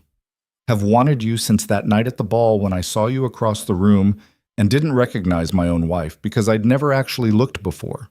And I don't want to push, but I also can't keep pretending I'm content with goodnight kisses when I want everything," Adeline finished. "Yes." She moved to him, stopped close enough to feel the heat radiating off him. "I'm scared," she admitted. "Of me?" "Of this. Of wanting something and losing it. Of being vulnerable and having you—" She couldn't finish the sentence. Victor's hands came up to frame her face. "I won't disappear. I swear, Adeline, I'm here. For all of it. The good, the bad, the terrifying. I'm not going anywhere. Promise? I promise. She kissed him first this time, rose up on her toes and pulled him down to her and kissed him like she was choosing, like she meant it, like she was done being afraid. His response was immediate. His arms came around her, pulling her flush against him. The kiss went from soft to desperate in seconds. When they broke apart, both breathing hard, Adeline looked up at him. I'm ready, she said. For everything, for us, for real. Are you sure? Yes. Adeline. Stop talking, Victor. So he did. Morning came too early, and not early enough. Adeline woke tangled in sheets, and Victor, sunlight streaming through windows they'd forgotten to close. Her body ached in unfamiliar places. Her hair was a disaster. She probably looked terrible. She didn't care. Victor was already awake, propped on one elbow, watching her with an expression she couldn't quite read. Stop staring, she mumbled. Can't help it. Creepy. He laughed, actually laughed. The sound made something warm unfurl in her chest. Do you regret it? He asked quietly. Adeline considered the question, considered the man beside her, the choices that had led them here, the fragile thing they were building from ruins. No, she said. Do you? Not even a little bit. He kissed her shoulder. Though I'm fairly certain we've scandalized the entire inn. Probably. Worth it. She turned to face him properly. We should talk about this. What it means. What comes next. What do you want it to mean? Adeline took a breath. I want to try. Really try. Not just sharing space or being civil. I want to see if we can be... The word stuck in her throat. Married? Victor suggested. Actually married, not just legally, but yes. Relief flooded her. Yes, that. Then that's what we'll be. He pulled her closer. No more separate chambers, no more careful distance. We figure this out together, properly. What if we're terrible at it? Then we'll be terrible at it together? His hand traced patterns on her back. But Adeline, I don't think we will be. I think we'll fight and argue and drive each other insane. But I also think... He paused. I think we might be good at this. If we try. She wanted to believe him, desperately. All right, she said. Let's try. They returned to Blackthorn 3 days later. The staff noticed immediately. The way they arrived together, moved through the house together, disappeared into the same chambers at night. Mrs. Brennan cornered Adeline in the hallway one morning, her expression knowing. So, she said, bath was productive? Adeline felt heat creep up her neck. Very. About time. The housekeeper's smile was warm. You both look lighter, like you've been carrying weight you finally put down. We have, Adeline admitted. We're actually trying now. To be married. For real. And how's that going? Terrifying, wonderful, complicated. Adeline laughed. Probably all three at once most of the time. That's marriage, Mrs. Brennan said. The real kind, not the polite stranger kind you've been doing. We're figuring it out. Good. That boy needed someone to fight for him, someone worth fighting for. You're both lucky you found each other, eventually. Summer settled over the estate in waves of heat and color. The school expansion was completed in July. 12 new classrooms, a library with 2,000 books, dormitories for 30 students. The opening ceremony drew half the county. Lords and merchants and farmers crowded into the courtyard, watching as Adeline cut the ribbon and declared the Thornwick Academy officially open. Victor stood beside her, his hand at her back, his pride obvious. Speech! Someone called from the crowd. Adeline hadn't prepared one. She looked at the faces watching her, hopeful, curious, skeptical. 5 years ago, she said, her voice carrying across the courtyard, I arrived at Blackthorn as a bride, young, terrified, with no idea what my purpose was supposed to be. I spent years trying to find it, trying to matter, to be more than just a title and a contract. She paused. This school is what I found. These children, your children, are my purpose. Not because I'm charitable, not because I'm bored, but because I believe education changes lives, creates opportunities, breaks cycles. And if I can do that, if this school can do that, then maybe I matter after all. Silence. Then applause that started small and built until it was thunderous. Victor leaned close to her ear. You've always mattered. I know that now. That night, in their shared chambers, Victor watched her undress for bed with an expression that made her pause. What? I love you. The words landed like a physical blow. Not, I think I'm falling. Not maybe. I love you. Adeline's hand stilled on the buttons of her dress. Victor, I know you're not ready to say it back. I know it's too soon, and I'm probably pushing and you need more time. But I'm done being afraid to say it. I'm done hiding what I feel because it might be inconvenient or uncomfortable. He moved to her, took her hands. I love you. The way you fight for what matters. The way you see people other people ignore. The way you turned our empty house into something with purpose. The way you gave me a chance when I didn't deserve one. I love all of it. All of you. Adeline's eyes were burning. You can't say things like that and expect, I don't expect anything. I'm just telling you, because you deserve to know, because I'm done with silence. His thumbs traced circles on her wrists. You don't have to say it back. You don't have to feel it. I just need you to know it's there, that I'm here, that I'm not going anywhere. She was crying now, actual tears streaming down her face. I'm trying, she managed, to feel it, to let myself feel it. But Victor, I'm so scared. I know. If I love you, if I let myself love you, and you disappear again, I won't. You don't know that. Yes, I do. He pulled her close. Because loving you is the first thing I've done in 30 years that doesn't feel like running. It feels like, he searched for words, like coming home, like finding something I didn't know I was looking for. And I'm not walking away from that, ever. Adeline buried her face in his chest and let herself cry.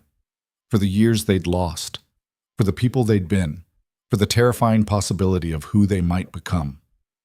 When she finally pulled back, her face was a mess and her eyes were swollen and she probably looked awful. Victor looked at her like she was everything. I'm close, she whispered, to saying it, to meaning it. I need a little more time. Take all the time you need. I'll be here. August brought the annual Harvest Festival, 3 days of celebration that drew people from neighboring counties. Normally, Victor avoided it, making excuses about business in London. This year, he was there, standing beside Adeline while she judged the pie competition, laughing when children challenged him to foot races and lost spectacularly, dancing with her in the village square while musicians played and lanterns swayed in the evening breeze. People noticed. Of course they noticed. The Duke and Duchess of Blackthorn actually together, actually smiling, looking like people who might genuinely care about each other. Lord Pembridge, the one Victor had put through a table, approached them on the second night. Your Grace, he said, his bow careful. His nose was slightly crooked now. Duchess? Lovely evening. Victor's expression went hard. Pembridge, I wanted to apologize for my comments last winter at the club. They were inappropriate. Ungentlemanly. He looked at Adeline. You have my sincere regret, Your Grace. Adeline studied him. This man who'd made jokes about her availability, who'd implied she was fair game because her husband didn't want her. Apology accepted, she said, on one condition. Anything. You donate to the school generously, and you tell your friends to do the same. Pembridge blinked, then smiled. Done. You drive a hard bargain, Your Grace. I learned from the best. She looked at Victor, whose expression had softened slightly. After Pembridge left, Victor pulled her into his arms. That was brilliant. That was practical. The school needs funding. That was you turning an insult into an opportunity, which is why I love you. She almost said it, almost let the words tumble out right there in the village square with half the county watching. But she held back, just a little longer, until she was absolutely sure. September came in golden and soft. The school's first term started with 47 students. Adeline taught every day, coming home exhausted and happy and covered in chalk dust. Victor started joining her sometimes. Not to teach, he claimed he'd be terrible at it, but to help with administrative work, finances, making sure the teachers had what they needed. They worked side by side, planning curriculum, arguing about budgets, building something together that mattered. One evening in late September, sitting in the library going through supply lists, Adeline looked up to find Victor staring at her. "What?" "Nothing, just—" He set down his pen. "You have chalk in your hair." "I always have chalk in my hair." "I know." He reached over, brushed the dust from her temple. "I love that about you, that you're not afraid to get dirty, to do the work yourself instead of delegating to people you consider beneath you. That's a low bar for love. Maybe, but it's true anyway." Adeline set down her own pen. "Victor." "Yes?" The word stuck. She tried again. "I need you to know—" He waited. Patient, present. "I'm happy," she said finally. "Right now, in this moment, with you, with us, with what we're building, I'm actually happy." His smile could have powered the house for a week. "Good," he said. That's all I want, for you to be happy." "I know." And she did. Could see it in every choice he made, every word he spoke, every way he showed up day after day, proving himself. "Adeline, ici." She kissed him before he could finish, soft and sweet and full of things she wasn't quite ready to say, but was learning to feel. When they broke apart, he was looking at her with wonder. What was that for?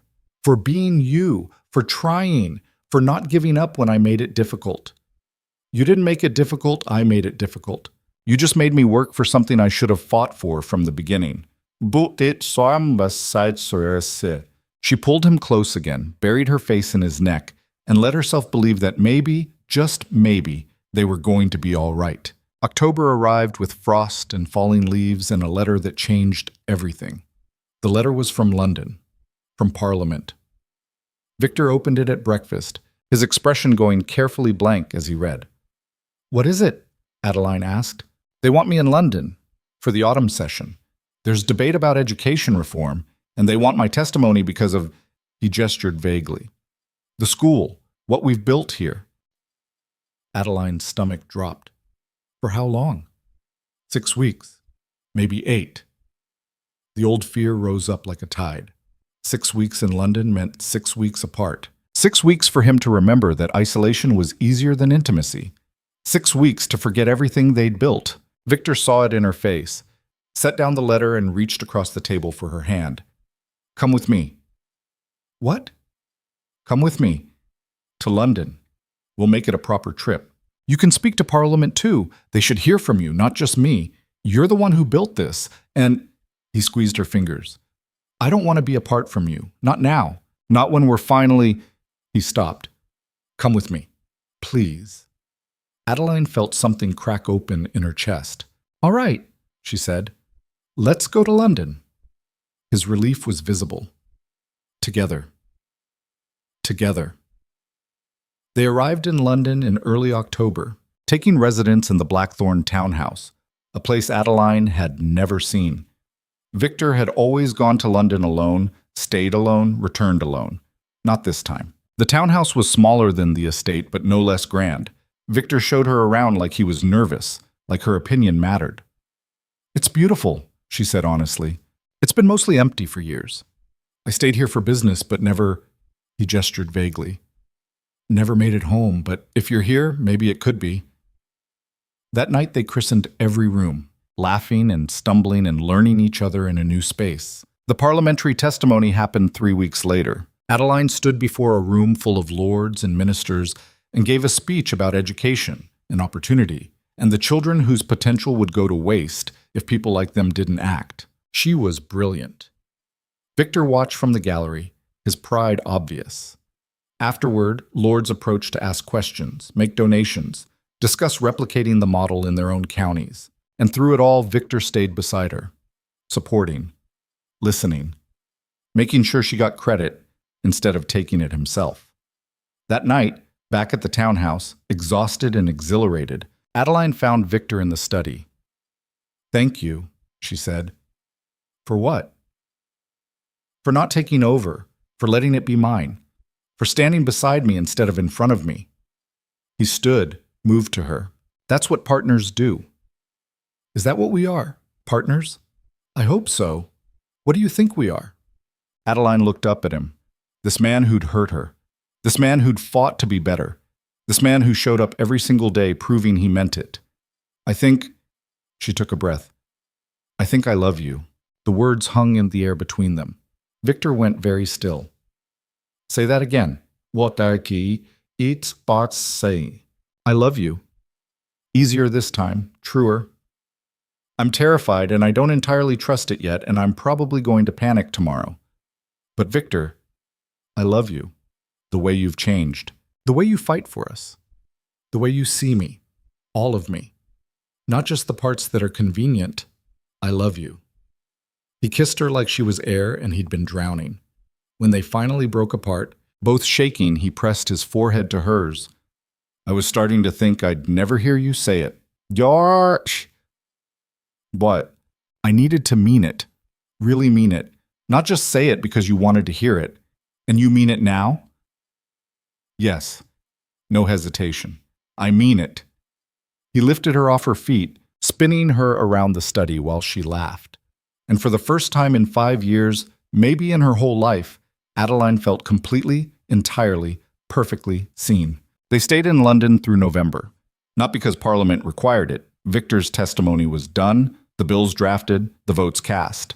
They stayed because for the first time in 5 years of marriage, they were choosing to be together instead of enduring proximity. The townhouse became theirs in ways the estate never had. They walked through Hyde Park on cold mornings, Adeline's hand tucked into Victor's arm. They attended the theater and argued about the performances over wine afterward. They hosted dinners for reformers and educators, the dining room alive with debate and laughter. They were building a life together on purpose. But the estate pulled at them. The school, the village, the place they'd started to transform from a monument to silence into something with pulse and purpose.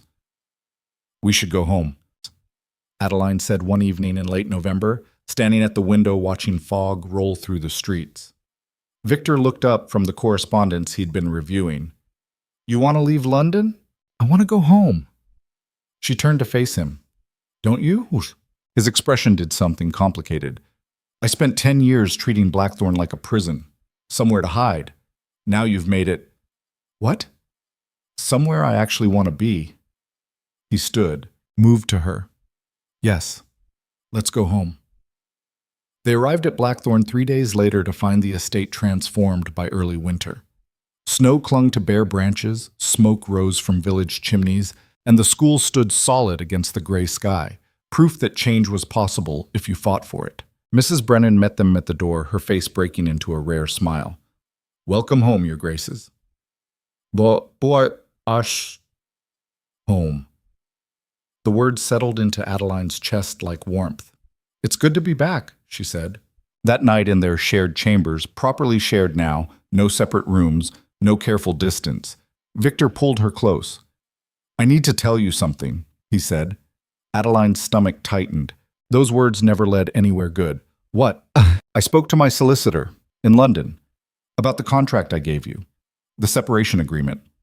The document she'd tucked into her desk drawer and tried to forget existed, her exit strategy, her insurance against being trapped. What about it? I want to void it. Adeline pulled back to look at his face. Why? Because it was insurance against me failing you, a promise that you could leave if I became that person again. But Adeline, his hands framed her face. I'm not going to become that person again. I'm not going to fail you, and I don't want that contract sitting between us like a guillotine waiting to drop. Victor, I know what you're going to say, that I can't promise, that people fail, that circumstances change. His thumbs traced her cheekbones. You're right. I can't promise I'll be perfect. I'll screw up. We'll fight. I'll say something stupid or do something thoughtless, and you'll want to throttle me, but I can promise I won't disappear. I won't retreat into silence. I won't make you invisible. And I don't want you staying because you have a safety net. I want you staying because you choose to, because we're choosing each other, every day, on purpose. Adeline's throat was tight.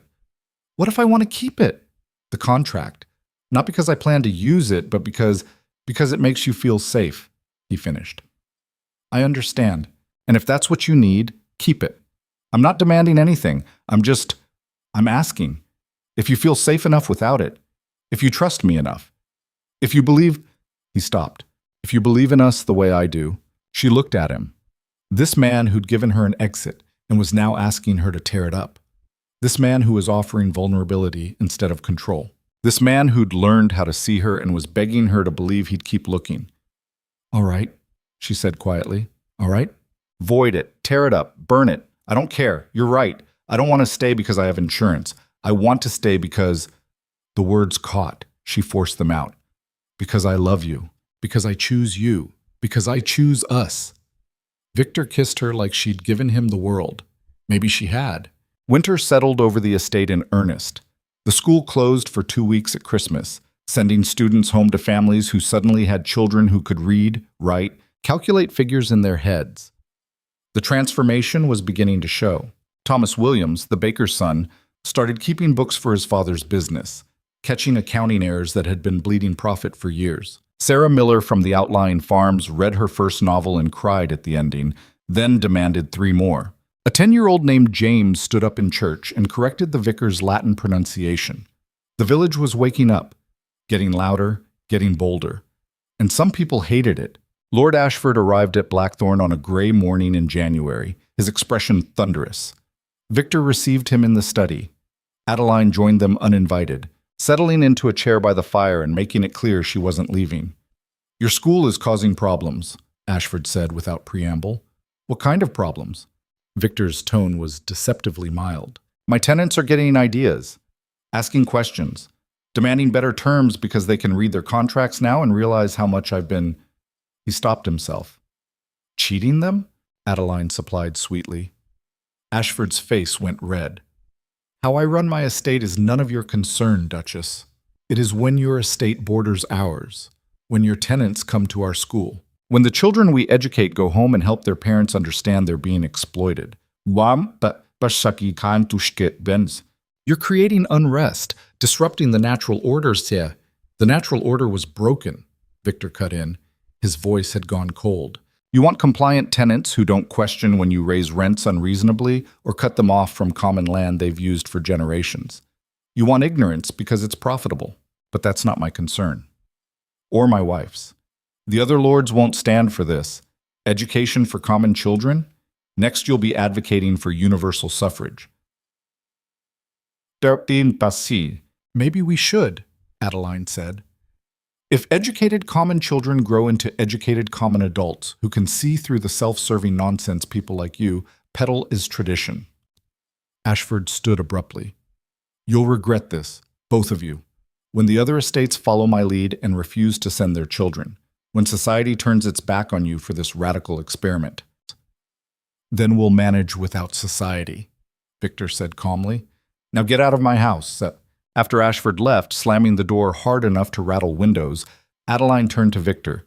He's going to make trouble. I know. The other lords will follow him. They'll pressure their tenants to withdraw students. Maybe worse. Probably. Victor moved to her chair, crouched in front of it. Are you afraid? Adeline considered the question. A year ago, 6 months ago, she would have been. Would have counseled caution, compromise, anything to avoid conflict. But now? No, she said. Let them try. We built something good, something that matters. And I'm not giving it up because some overstuffed lord is worried his tenants might start thinking for themselves. But Victor's smile was fierce. That's my wife, ye. Damn right it is. He kissed her hard and fast, then stood. We should prepare. If they're going to fight us, we need to be ready. They were. Over the next 2 weeks, 5 neighboring estates withdrew their children from the school. Parents arrived apologetic and ashamed, explaining that their landlords had threatened eviction if the children continued attending. Adeline met with each family personally, listened to their fear, then made an offer. If your landlord evicts you for sending your child to school, come to us. We have cottages on estate land sitting empty, fair rents, long leases, and your children can study without fear. Maki, word spread. By the end of January, 12 families had taken the offer. By February, 20. The other lords were apoplectic. A delegation arrived at Blackthorn in early March, 5 lords, including Ashford, demanding an audience. Victor received them in the drawing room. Adeline stood beside him, her hand in his. "This needs to stop," Lord Pembridge said. He donated to the school, but apparently regretted it now.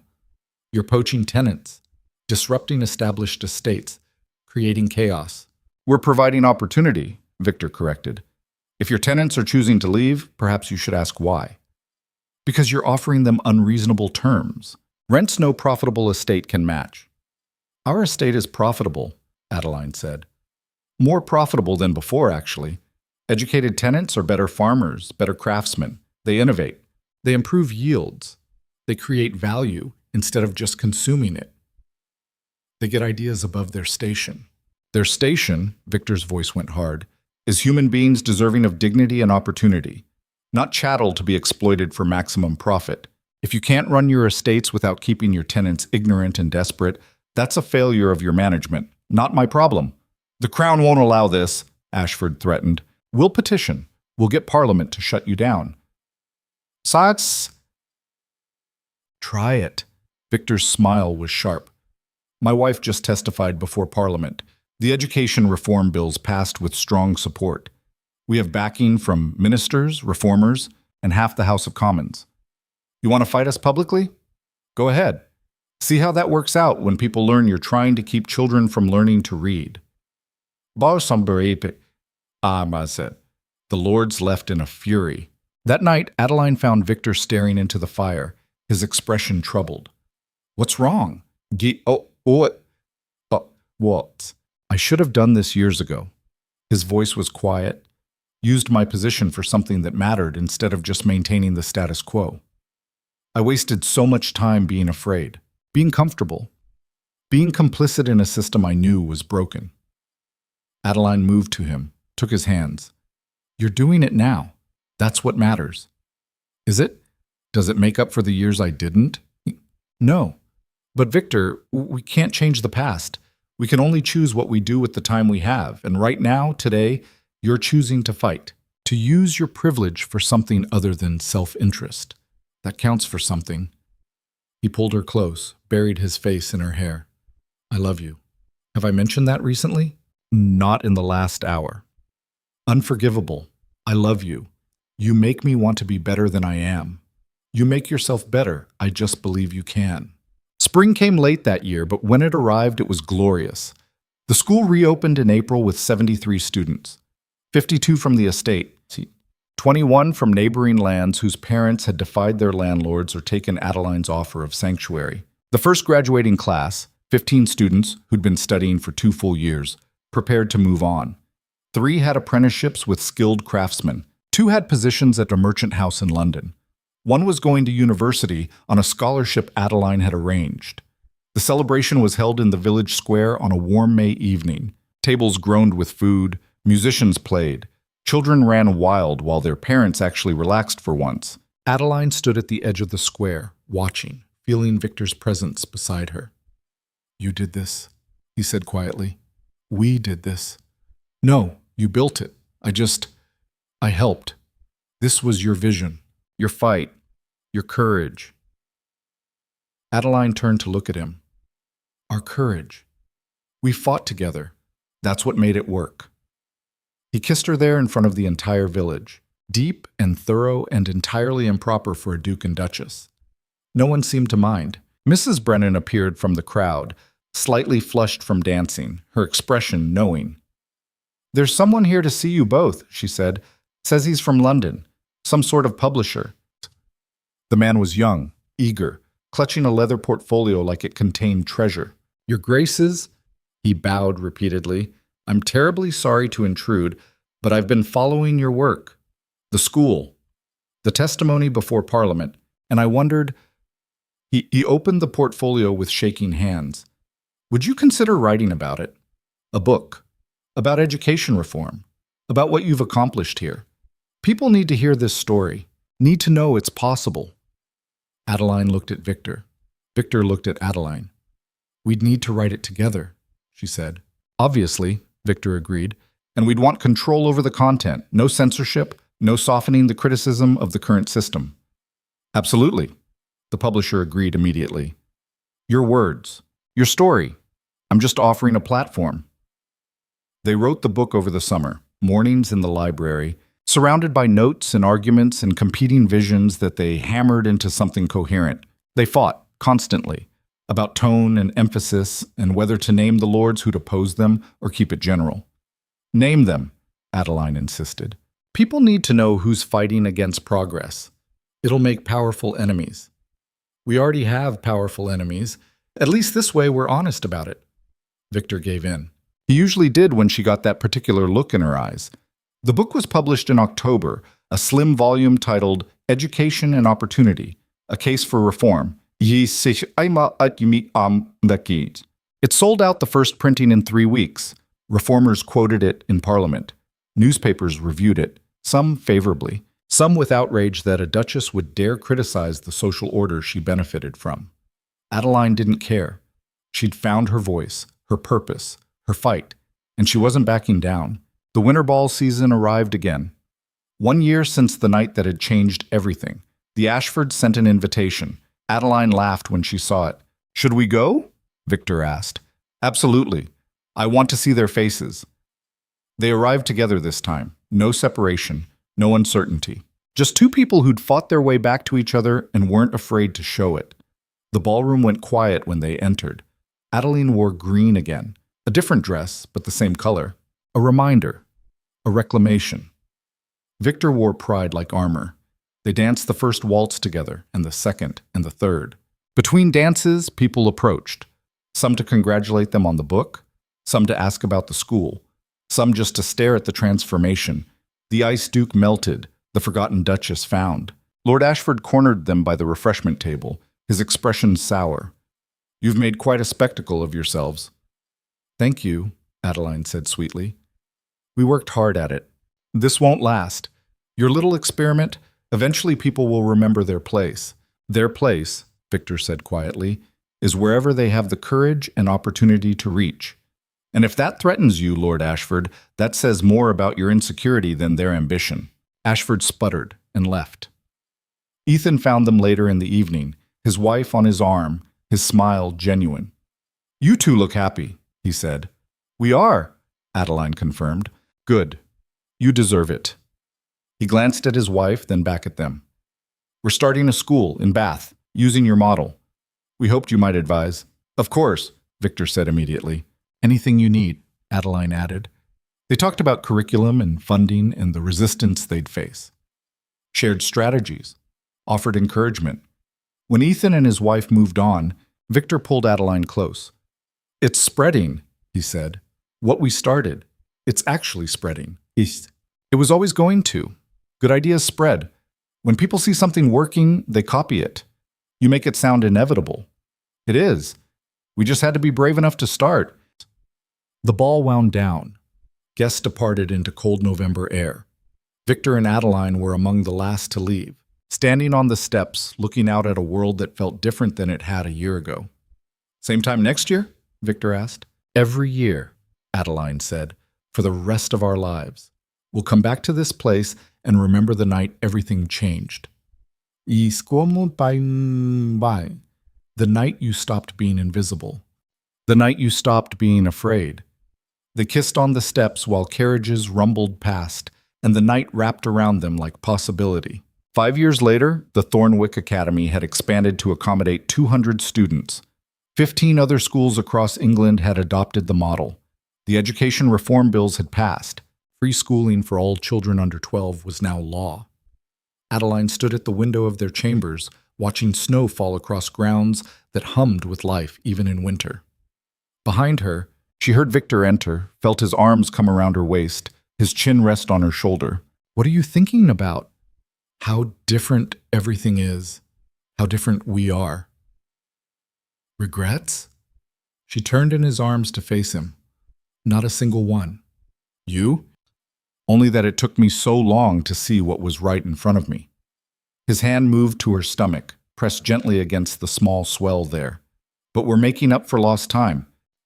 Adeline covered his hand with hers. We are. Their daughter was born in April, during a rainstorm that broke the spring drought.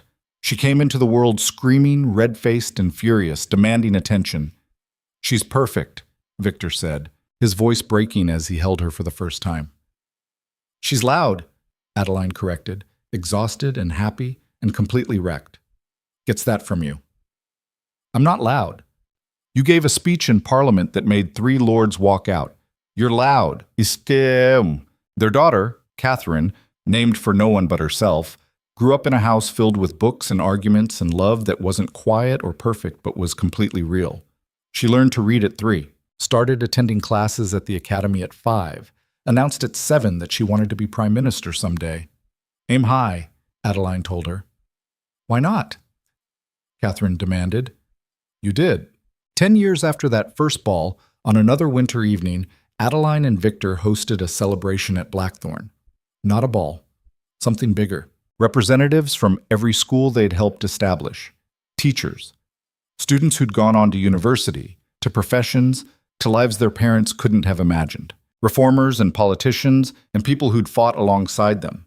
The estate overflowed with people and noise and purpose. Adeline stood at the top of the main stairs, looking down at the crowd, feeling Victor's hand find hers. "We did this," he said. "We did. Together. Always together." Catherine appeared at Adeline's other side, 10 years old and already opinionated. "Mother, Mr. Harrison wants to know if you'll speak about the new university program." "Tell him yes. After dinner."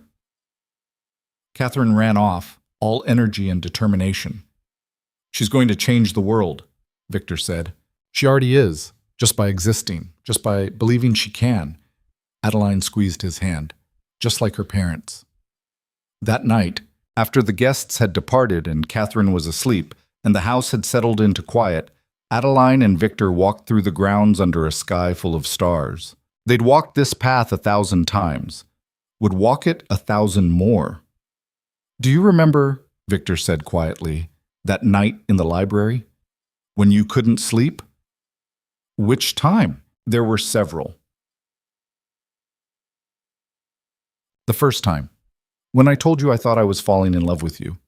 You thought I was asleep. I hoped you were. I wasn't ready for you to know. Wasn't sure you'd believe me if you did." He stopped walking, turned to face her. "Do you believe me now?" Adeline looked at him.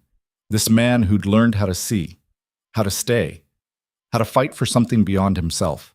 "I've believed you for years, Victor." "Good. Because I'm going to keep loving you every day for the rest of my life, just so you know." "I know. And I'm going to keep loving you back, even when you're stubborn, even when we fight, even when you leave your books all over the library and complain about my chalk dust everywhere." He laughed, pulled her close, kissed her under stars that had watched them fall apart and put themselves back together. "We should probably go inside," he said eventually. "It's freezing." "Probably." Neither of them moved. "Adeline? Yes? Thank you for giving me a chance, for being brave enough to hope when I'd given you every reason not to, for building something with me that matters, for—" His voice caught. "For seeing me, really seeing me, when I couldn't see myself. You did the same for me. We saved each other. We did." They walked back to the house hand in hand, leaving footprints in fresh snow that would be gone by morning. But the marks they'd made on each other, on the estate, on the lives they'd touched, those were permanent. Those would last. Inside, the house waited. Warm, full, alive with the sound of Catherine reading in her room, Mrs. Brennan humming in the kitchen, the old building settling into itself like a sigh.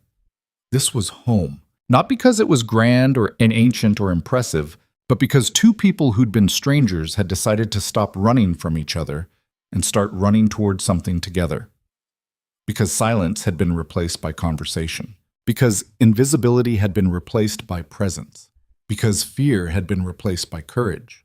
Because a contract had become a choice. Because maybe had become yes. Because 2 broken people had found each other in the wreckage and built something whole. Adeline stood at the window one last time before bed, looking out at grounds transformed by snow and starlight and years of deliberate love. Victor came up behind her, wrapped his arms around her waist, pressed a kiss to her temple. Ready for bed? Ready. They climbed the stairs together, past portraits of stern ancestors who'd never known what it meant to choose love over duty, past rooms that had been empty and were now full, past the ghosts of who they'd been toward, who they were becoming. In their chambers, they helped each other undress. A ritual now, familiar, comfortable, theirs. I love you, Victor said, like he said every night. I love you, Adeline said back, like she said every night. And they meant it, every single time. They meant it,